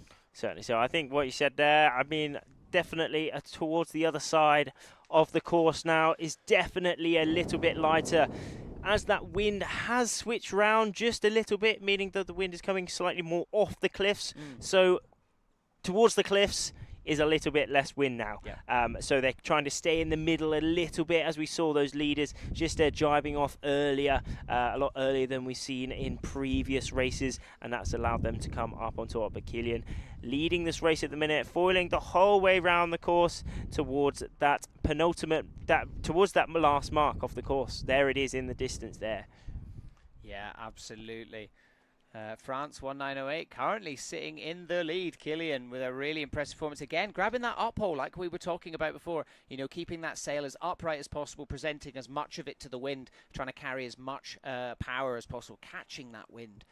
So yeah, he is heading towards it. It looks like a pretty significant lead from him to the rest of them. As you see him in the background, well, there he is, jibing round the final mark, making his way towards that finish line. What a dominant performance he's been putting in.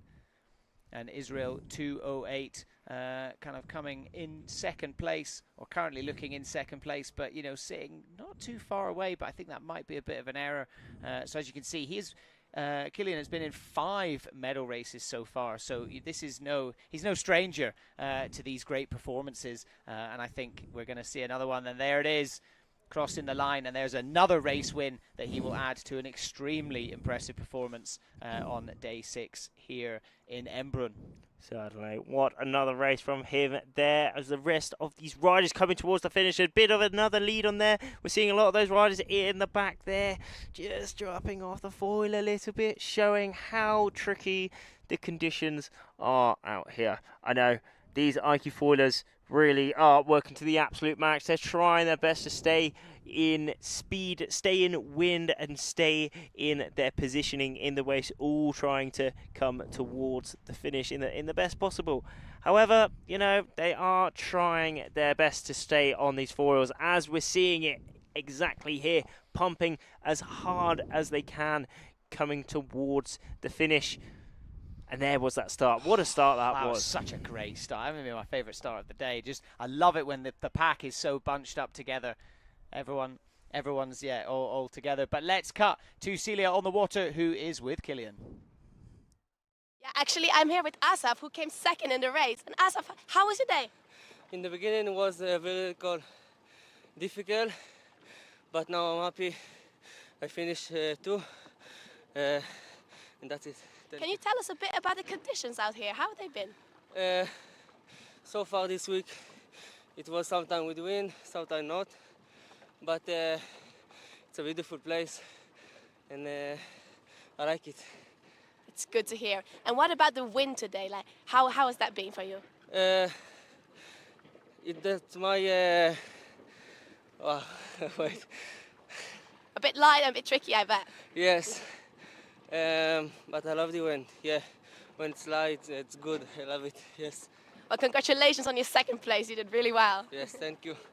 Thank you so much. I'm back to the studio. Apologies there. So that was Asaf, so coming in second place. So one of the Israeli riders, again, pretty tired, I think. There, feeling also feeling the emotions as well. It's got to be difficult, but we love getting those reactions from the athletes. Initially straight after the race, and as we are into the next race immediately. So Italy 3-9, looking pretty dominant, looking pretty far ahead of the rest of the pack as we make our way around that first jibe mark, proving to be a real crucial part of this course today, especially as the wind has changed slightly, heading towards the other side. As I said, the wind direction has changed a bit, and it means the wind does look a bit patchier over there, so potentially a few of the riders will be looking to jibe a bit earlier if they've noticed that, but again, we're not out there. All we're doing, it's pure conjecture. It could be perfect conditions out there, but from what we've seen, it does look like it can get a little bit funky as you make your way too far over towards the other side. Certainly rather fruity out on the course. It's not that easy. Well, it's actually really hard conditions out here, just because how light, how patchy, how tricky this wind is but we are seeing some of the top riders, you know, how they do their decisions perfectly, how hard they work the equipment. These riders do come out on top and clutch dubs in these races. I mean, here we are, they're still pumping all the way as hard as possible downwind. Israel is 6-1-0, currently in the lead in this race. Omri, again, he's had an extremely good day today, and he's topping it off. He's topping his penultimate. Look at that, absolute carnage at this final, this penultimate mark. Absolute carnage. But it's looking like everyone is okay, making their way round that mark off onto their penultimate reach. Some dropping off the foil, unfortunately. There is Ollie Ebden just dropping off the foil there, but he will be working hard to get back up onto that foil and hopefully glide towards the finish. There he is, putting in those big pumps. He's accelerating up onto that foil. Look at the whole fleet coming towards this yellow mark on the left of our screens now. It is all speed. Ooh, a little bit of a dip touchdown. Oh, he's straight back up onto the foil though, luckily. Oh, that was sketchy. That was extremely sketch, but he's back up. Who is it in the lead? Oh no, the leaders are actually a fair bit ahead, as we're following the France 338 on our screens at the minute. That is indeed Alexandra. Then the top two have finished the race. Yeah, it looks like it was Omri again with another brilliant performance. Again, you know, one of those riders that's just had an absolutely dominant day, and just really proving his worth on the course. That was a really great angle there, just sort of cutting through all of the riders. You could see how close together all of them are. But again, just putting further, kudos on Omri, who's just so far ahead of everyone else. You can see how close everyone is. Some great battles, bit of dips going on, bit of foil touchdowns happening, but some great recoveries as we see. Oh, someone going down just as they drive round. He is extremely tired. Yeah, it could be that. You're right, exhaustion. Yeah. And we're going to an interview of this race that we've just seen. Yeah, we are here with Omri. Again, Omri, another win. 4 for today. What's your secret? I don't know. Going good, going faster, tactics go good, and I'm super happy. I can't describe in words. Hopefully to keep going with the same results. Have you been training a lot in these like light slalom conditions? Yes, in our country the wind, it's like in the North Sea, it's not so strong, so we did a lot of slalom in competitions, and we train about everything. And slalom, it's a big part that we do most of the time. Do you have like one hot tip about slalom conditions? It is in this kind of conditions. Like if you say one thing. I think to work in the downwind after the first mark, it's the most important thing. To pump, it's 3 minutes race. You can pump the entire race. You just need to work on it. I bet you can end your day now with a really good feeling. Yeah, I'm super happy. Yeah. So you can go back on shore and celebrate. Yeah. Thank you so much, and back to the studio. Thank you. What a lad, finishing his day with another win. Absolutely amazing stuff out on the course, as we saw on that finishing boat. The fleet's coming to the finish now. They have completed for the day, but we still have a lot of racing coming up. All the other fleets will be racing, and there is another start underway for these under 17 boys. Yeah, absolutely. Some really interesting insights there from Omri at the end. I wasn't sure he was going to give away any of his secrets, but, you know, as he said, one of the most important parts was this rounding of this first mark. And that was something we touched on a bit throughout the last few races. Is it does seem like if you have a good rounding of that first one, it generally does translate pretty well as you make your way down the rest of the course. So yeah, really interesting that that's been picked up by the riders as well, and especially one that's been as dominant today as Omri. As we see Italy 10. I'm not too. I think that's Pierre Luigi. Yeah, Italy 10. I think is making his way down. He obviously won his last race as well. So yeah, making his way around that first mark. You know, going nice and deep. getting himself as far downwind as possible before he throws that jibe in. But again, it's that fine line of you don't want to head too far over towards the cliffs, especially given that the wind has changed direction slightly now. But all Italian riders in this top 3 position, currently leading with that red bib, it is indeed Pierluigi. Then in that second place position, Italy 400, Blasco, and finishing off that top 3. Well, I mean, it was Italy 28, Elia Rossi in that third place position, but it is all mixing up between these riders at the minute. Not much separating them at all. I mean, this first and second, but anything can change, you know. There may be a little gust on one side, but there they are, all heading down towards that yellow mark in the top right of our screens. Where will those crosses be? Where will that ley line be? One of those Italian riders just putting in an extra jibe as they underlaid it just a little bit, but great jibes it is, fully foiling throughout, even in this extremely light winds. Pierluigi just looking behind him. How am I doing? How much room do I have to defend? He's just looking to be safe now. He's got quite a consistent lead on here, and he's only age 14, but he has been in 2 medal races. Highest event finish is that second place, so he is already really well established here for the iQFoil Youth and Junior class. He's had a lot of experience and showing it as he's coming towards the finish for his final race. Currently leading, hopefully nothing bad happens, but here he is, just cruising towards the finish. Yeah, absolutely. Really impressive at only 14 years old, you know, putting together some really great. And again, this is like proof of like momentum as well. You know, he won his last race. Prior to his last race, you know, we hadn't necessarily seen him, you know, getting right up there. Still performing well. But, you know, again, just going there and no celebration either. Just straight across the line, getting it done. It's all business, baby.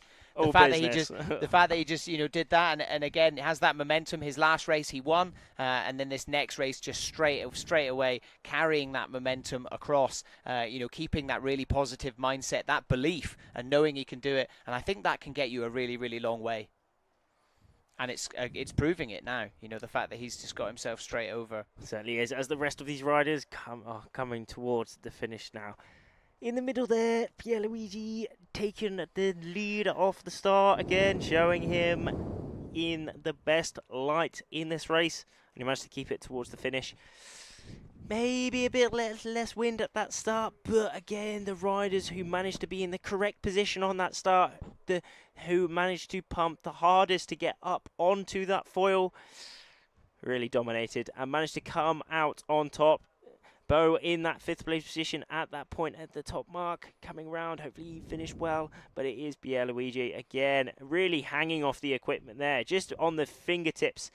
There is that jibe, absolutely cruising. That jibe was really nice. Yeah, I really like that rig flip. Yeah, it was really good because he kept the power in the sail throughout the jibe and made sure that sail didn't backwind, so he was nice and stable through It's to again the finish. like what I think you touched on it earlier on. You know, it's like keeping a really tight arc on the jibes, and I think it's so important, especially in these lighter winds. You know, you want to spend as much time as possible with power in the sail, and obviously any windsurfers out there will know when you're kind of jibing around, that power kind of leaves, doesn't it? You know, it becomes all about the board. So actually being able to get that power off and on as quick as possible, I think that makes a big difference. And let's cut to Celia on the water for another interview. Yeah, we are here with Blasco, who finished 2nd in the last race of today. Blasco, how has your day been? Today was like a roller coaster because the first 2 races was very bad because I didn't start and a lot of things, the wind was gusty. But in the last 2, I was able to do 2 of the 2 races. So I hope to be in the medal race and enjoy this beautiful place. When you're racing, do you think about the medal races? Yes, every minute. I hope that I'll do the medal race, and I hope to do the medal race and maybe be on the podium. We certainly hope that your good last race will secure you a spot in that medal race. Thank you, Blasco. Thanks, and thank you, and back to the studio. Awesome to hear from Blasco there. So real enthusiasm and really cool. He's just telling a bit of a story as well. You know, he didn't have such a good start to the day, but has kind of managed to turn that around. And, you know, he's just got the medal races firmly in his head all the time. You know, he's really trying to visualize it by the sounds of it. Exactly. He's trying to visualize it. And again, he did have that medal races in the back of his head as we do get closer and closer to that time. I mean, he did say he wants to be inside that top 10 for those medal races. Looking at the results, it's not fully updated, but he's in 13th from what I'm seeing. So he's on that kind of edge. You know, it's only the top 10 that get through. So, you know, all that top 20 kind of thing, they will be really trying to put in some great days. You know, a whole day, anything can change in a whole day. So they're working their hardest to get inside that top 10. Absolutely. And now we are going to change things up a little bit. We are going to be moving over to the under-19 women. So I think, we'll just get confirmation, but I think that is the finishing for the under-17 fleets. But we are going to move our focus over to the under-19s. So let's take a little look at the rankings so far for the under-19s women. So Matteo Falcioni, I mean, just putting in an incredible performance so far at this event. Actually, could be competing in the under-17s. Oh, she could be competing in the under-15s even. Yeah. She's only 13 years old.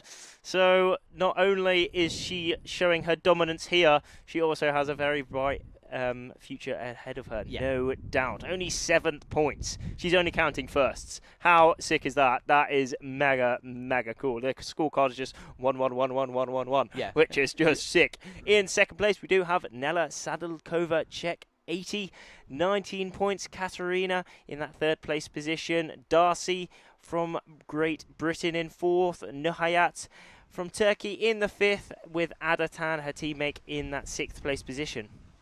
Yeah, absolutely. And then another Israeli rider in 7th, Noah Rajuan, Israel 896. Francesca Maria Salerno in 8th. Enrichetta Bettini Fleitas in 9th, and Yahili Lean in 10th, so finishing up. And as you can see, under position 10, there is that red line, and that signifies who is currently going to be qualifying for the medal races. So that can still change, obviously. That can still change, but that gives you an idea of the top 10 so far within the under-19 women. It's extremely close there, because if you manage to see the points overall, a lot of those riders are on exactly the same points. It is really close between all of them. And even in that 11th and 12th place position, I saw Martina from Poland in around that kind of cut-off point. Not many points separate her at all. So for sure, she will be hoping to put in a great day today. Hopefully we get to see what's going on there in a bit. We are transitioning between that kind of the point between the under-17s and under-19s. I mean, I'm seeing some under-19s on the course here at the minute. Yeah, I think they're just coming down past the bridge. Yeah, I think they're changing courses. They are. Yeah, so I think they are changing courses. The under-19s have moved. So I'm seeing in the right of our screens at the minute, that is the venue. So yes, the under-19s, it looks as if they're moving down to where the under-17s were just racing. Yeah, exactly. So yeah, we're just waiting for official confirmation about what the plan is from the race crew. But yeah, I believe that they are moving, as Rafferty said, the fleets down. I think the under-17s fleets have finished for the day. But yeah, just bear with us while we kind of reset. While we wait and see what the riders are doing. Now let's have a quick updated look at the under-17s girls and boys ranking overall, a current ranking. So anything, it's not confirmed. Maybe there's some protests here and there. But yeah, looking at the under-17 men, we still have Kilian Manhavel leading the pack. Yeah. And David Oleshko up into second. Pierluigi, who we were just talking about now, jumps up into third place. So the Lycra ceremony tomorrow, he will be part of that. Certainly will He'll be putting on the red in third place. And then Peyton Ditz as well with a win today. He will jump up into ninth, or he will remain in ninth. I think he was already up in the top 10, maybe even up in so he will be looking good going into the medal series for tomorrow. And then over on the women's side, Maria Rudovic still staying up in that first place after such an impressive performance. And then, as we predicted earlier on, Salome will jump up into third place as well. So a new third place. Martina Mantovani holding on to second place as well. So yeah, Ernestine, bit of a tough day. Had a couple of good races, but drops down into fifth place. Delphin going up into sixth place as well. So some interesting changes going on. Yeah, there's a lot of changes around. I mean, also Maya Maidori, she was leading the competition at one point as well. So there is a lot of changes here out on the lake at this European Championships. It just shows how hard everyone is pushing and how high the level is. You know, these riders, they have no room for error at all. You know, they can, even if it's not like if it's not a holy moly error, you know, they can still have a small one and they can put them right down. So that is how we're seeing this competition going at the minute. The level keeps increasing here at the iQFoil, but also how cool it looks. This is just absolutely epic to see. But we are seeing a little AP flag up on the boat, a little bit of postponement, and so we're going to have a little bit of a break until the race gets going, and we'll see you in a sec. Don't go anywhere.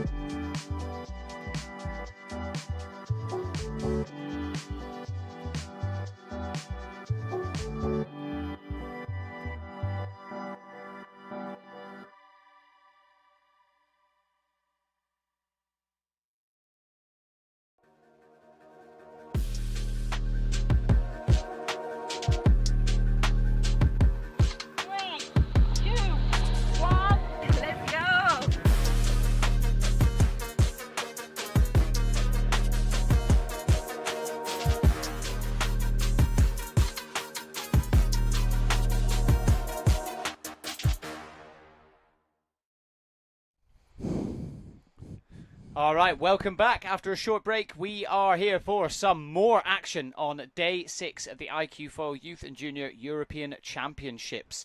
And we have been focusing on the under-17s men and women so far, and we've had some great action today in pretty difficult conditions, and we are now moving on to the under-19s, so the slightly older fleet.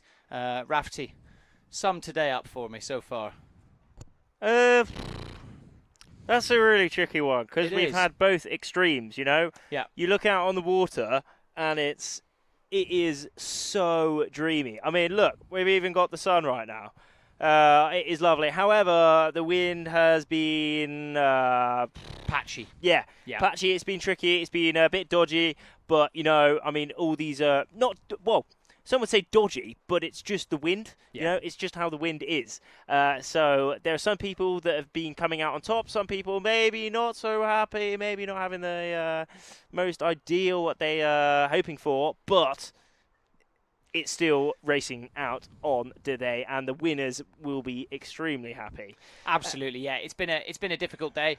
You know, obviously we've seen loads of different scenarios playing out. You know, people dropping off the foil, people kind of coming around the jibe marks not properly. We've seen a few disqualifications. Yeah. People coming across that start line early. I've got to say, not as many as I thought. And we are now going into the start line for this first race. That For you the guys are under-19 watching. woman. Here Yes. we are. There is that start. Was it a good start? It looks as if it was a good start, but very tricky down that bottom end. Those two riders, the three riders down that bottom end, just dropping off the foil as they timed it a bit too early, but it is Italy taking the early lead in this race. Italy 9 really extending. Core blimey, here we have the top 3 for the under-19 women racing here on the lake.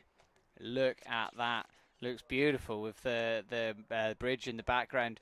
But yeah, heading down, and that is Medea, I think, Italy 9, with a really, really impressive start there. So yeah, making our way down to that first mark. It's actually Francesca. Oh, it's in Francesca. that first place. It is Italy 9. Medea's Italy 57, sorry. Indeed, yeah. So it is Francesca with that white bib on. I mean, Medea is the one with the gold bib on. Yeah. But there we are. It is Francesca having a little lead, but Turkish 1030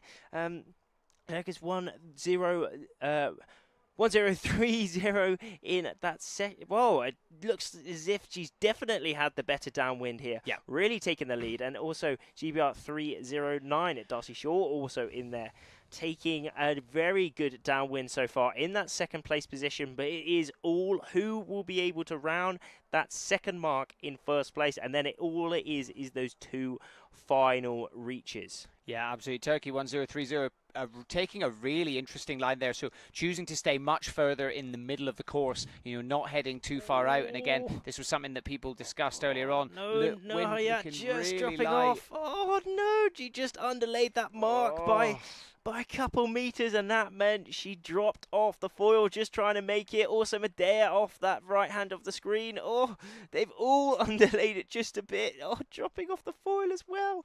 Oh, God blimey, it's tricky out here. Why could they have underlaid that mark a little bit, do you think?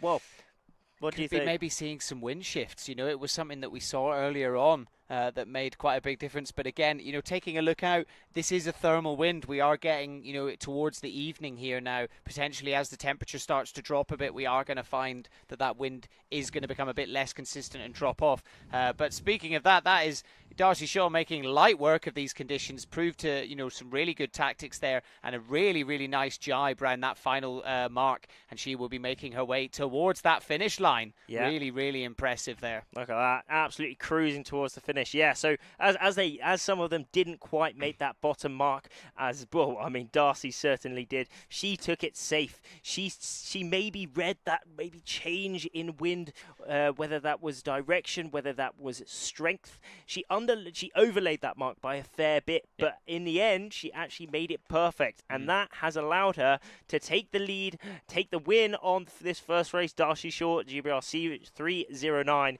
taking the win of this first race here in the evening for day number 6 of the under-19 women. In that second place, Spain 1:47 coming through the finish line. What a little stint from her there. Enrichetta taking that second place.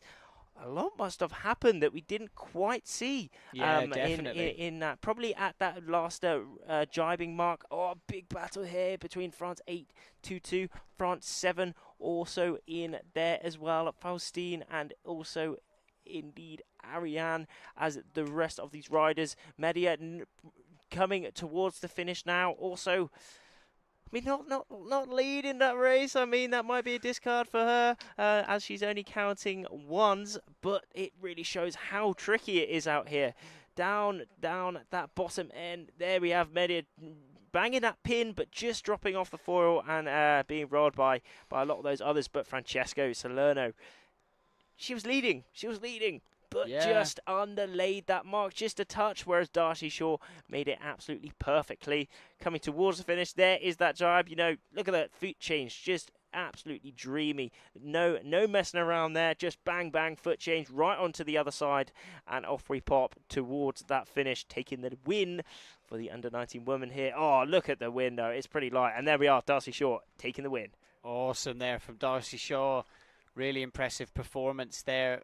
Yeah, I mean, Medea Falcioni, 6th place there. Yeah, I mean, we don't know what's been happening the rest of the afternoon today, but, you know, definitely be a discard for her. And we are straight into the next race. So 5 seconds to go up until the next start. As you can see there, it looks like there's a bit of a breeze still up the top there. You know, some people cruising around, but definitely a slow start down here on the downwind side of the bridge in the zone that we are covering today. And yeah, that is a pretty slow start there. Yeah, well, I mean, I don't think that's a start right there. I think they're all waiting for their next start coming up as we go to an interview with Darcy, the winner of the race that we just saw.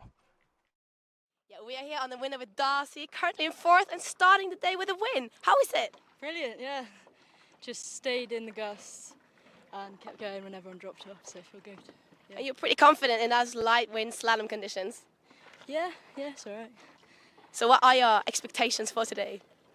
Just, hopefully carry on as I started, I guess. Yeah, so just keep on delivering bullets. Well, best of luck for the rest of your day, Darcy. Thank you, and back to the studio.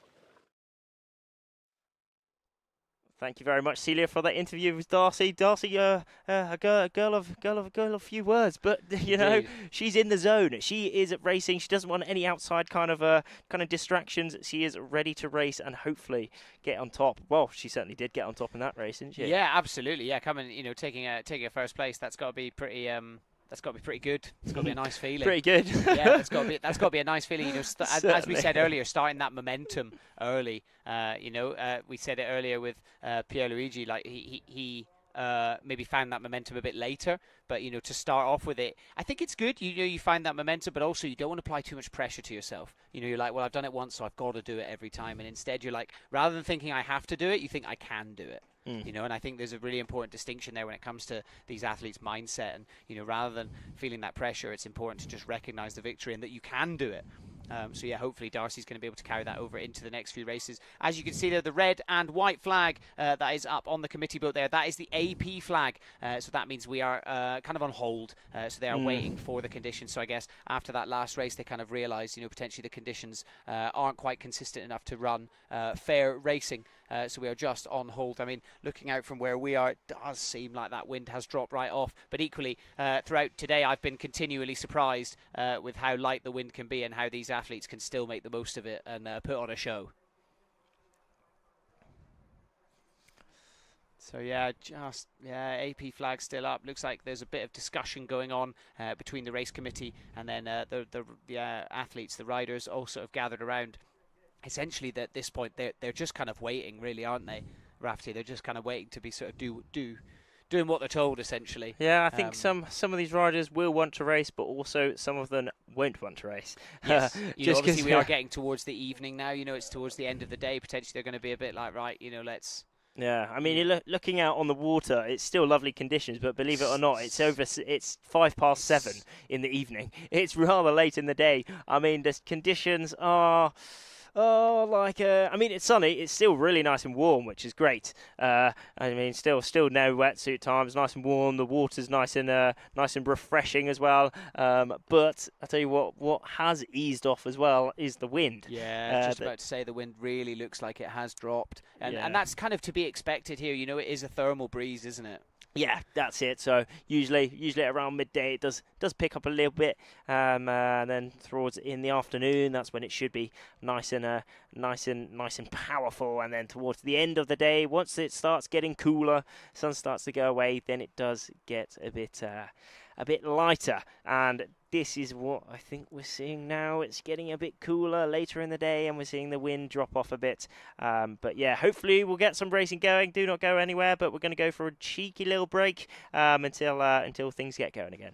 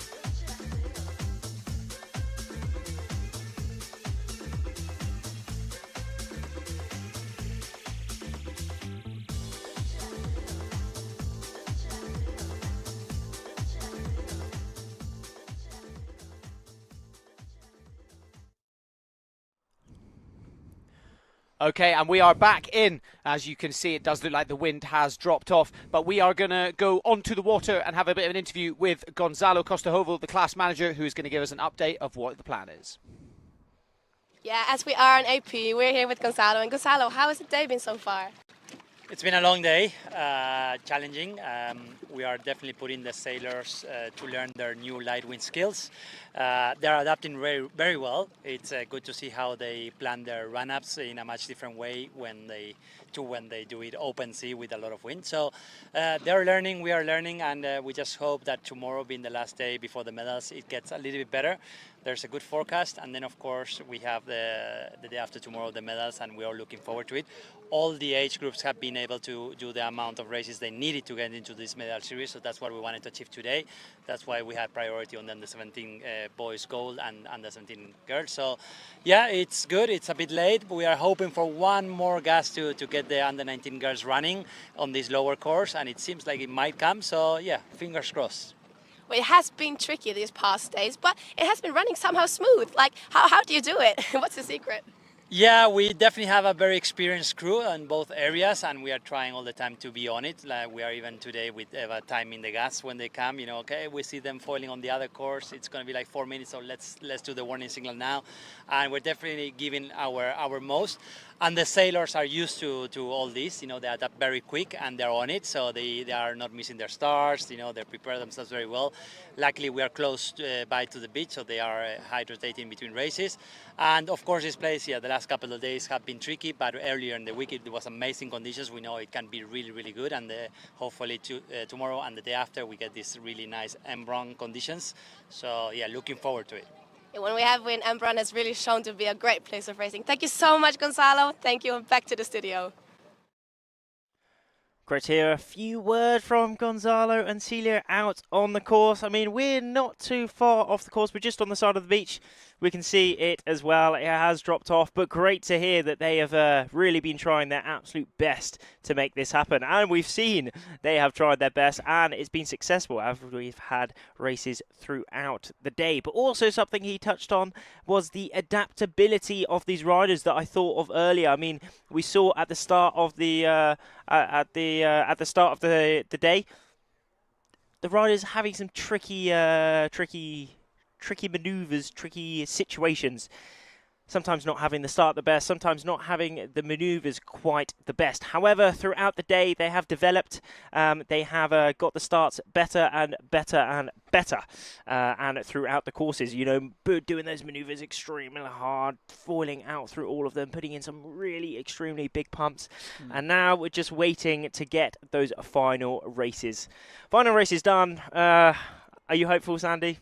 I don't think so, no. You know, as you can see behind us, you know, it does look like the wind has really dropped. Obviously, we said, you know, it is a kind of thermal wind, you know, so we're not too sure. But it does actually look like the AP flag has come down, so it is looking like we are going to be trying again. But equally, also looking out, it does look like all the riders are kind of making their way in. So we are just waiting for final confirmation of what the plan is for the rest of the day.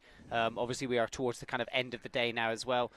So, you know, it is difficult. You know, a few of the riders and things may not want to be out racing, but equally, actually, you know, this is the European Championships. This is a big event for them. And, you know, obviously, they're not necessarily going to be competing in the Olympics this year, but that is looming. That is going to be in their heads as they move towards the kind of 2028 campaign or even the 2032 campaigns. So this is definitely something they're going to want to be, you know, making a real statement in these kind of events, you know, for their home nations. Yeah. But, you know, with that in mind, you know, they are going to start getting a bit tired. We're seeing a bit of flag action going on. It looks like they're potentially putting the AP flag back up. Well, I mean, we will see in a very, very short second as they are just raising that flag. Could it be the AP? Could it be the AP over signalling that they are done for the day? I mean, we're going to find out very, very soon. We see a lot of the riders. I mean, none of the riders are falling at the minute, and we can see there's almost zero wind out there. You know, they've just got enough wind to make their way back to the beach. Looks like they're all making their way back to the beach. I'm not too sure. Yep. Okay, so we are seeing the AP over a flag there, meaning that is the racing done for today.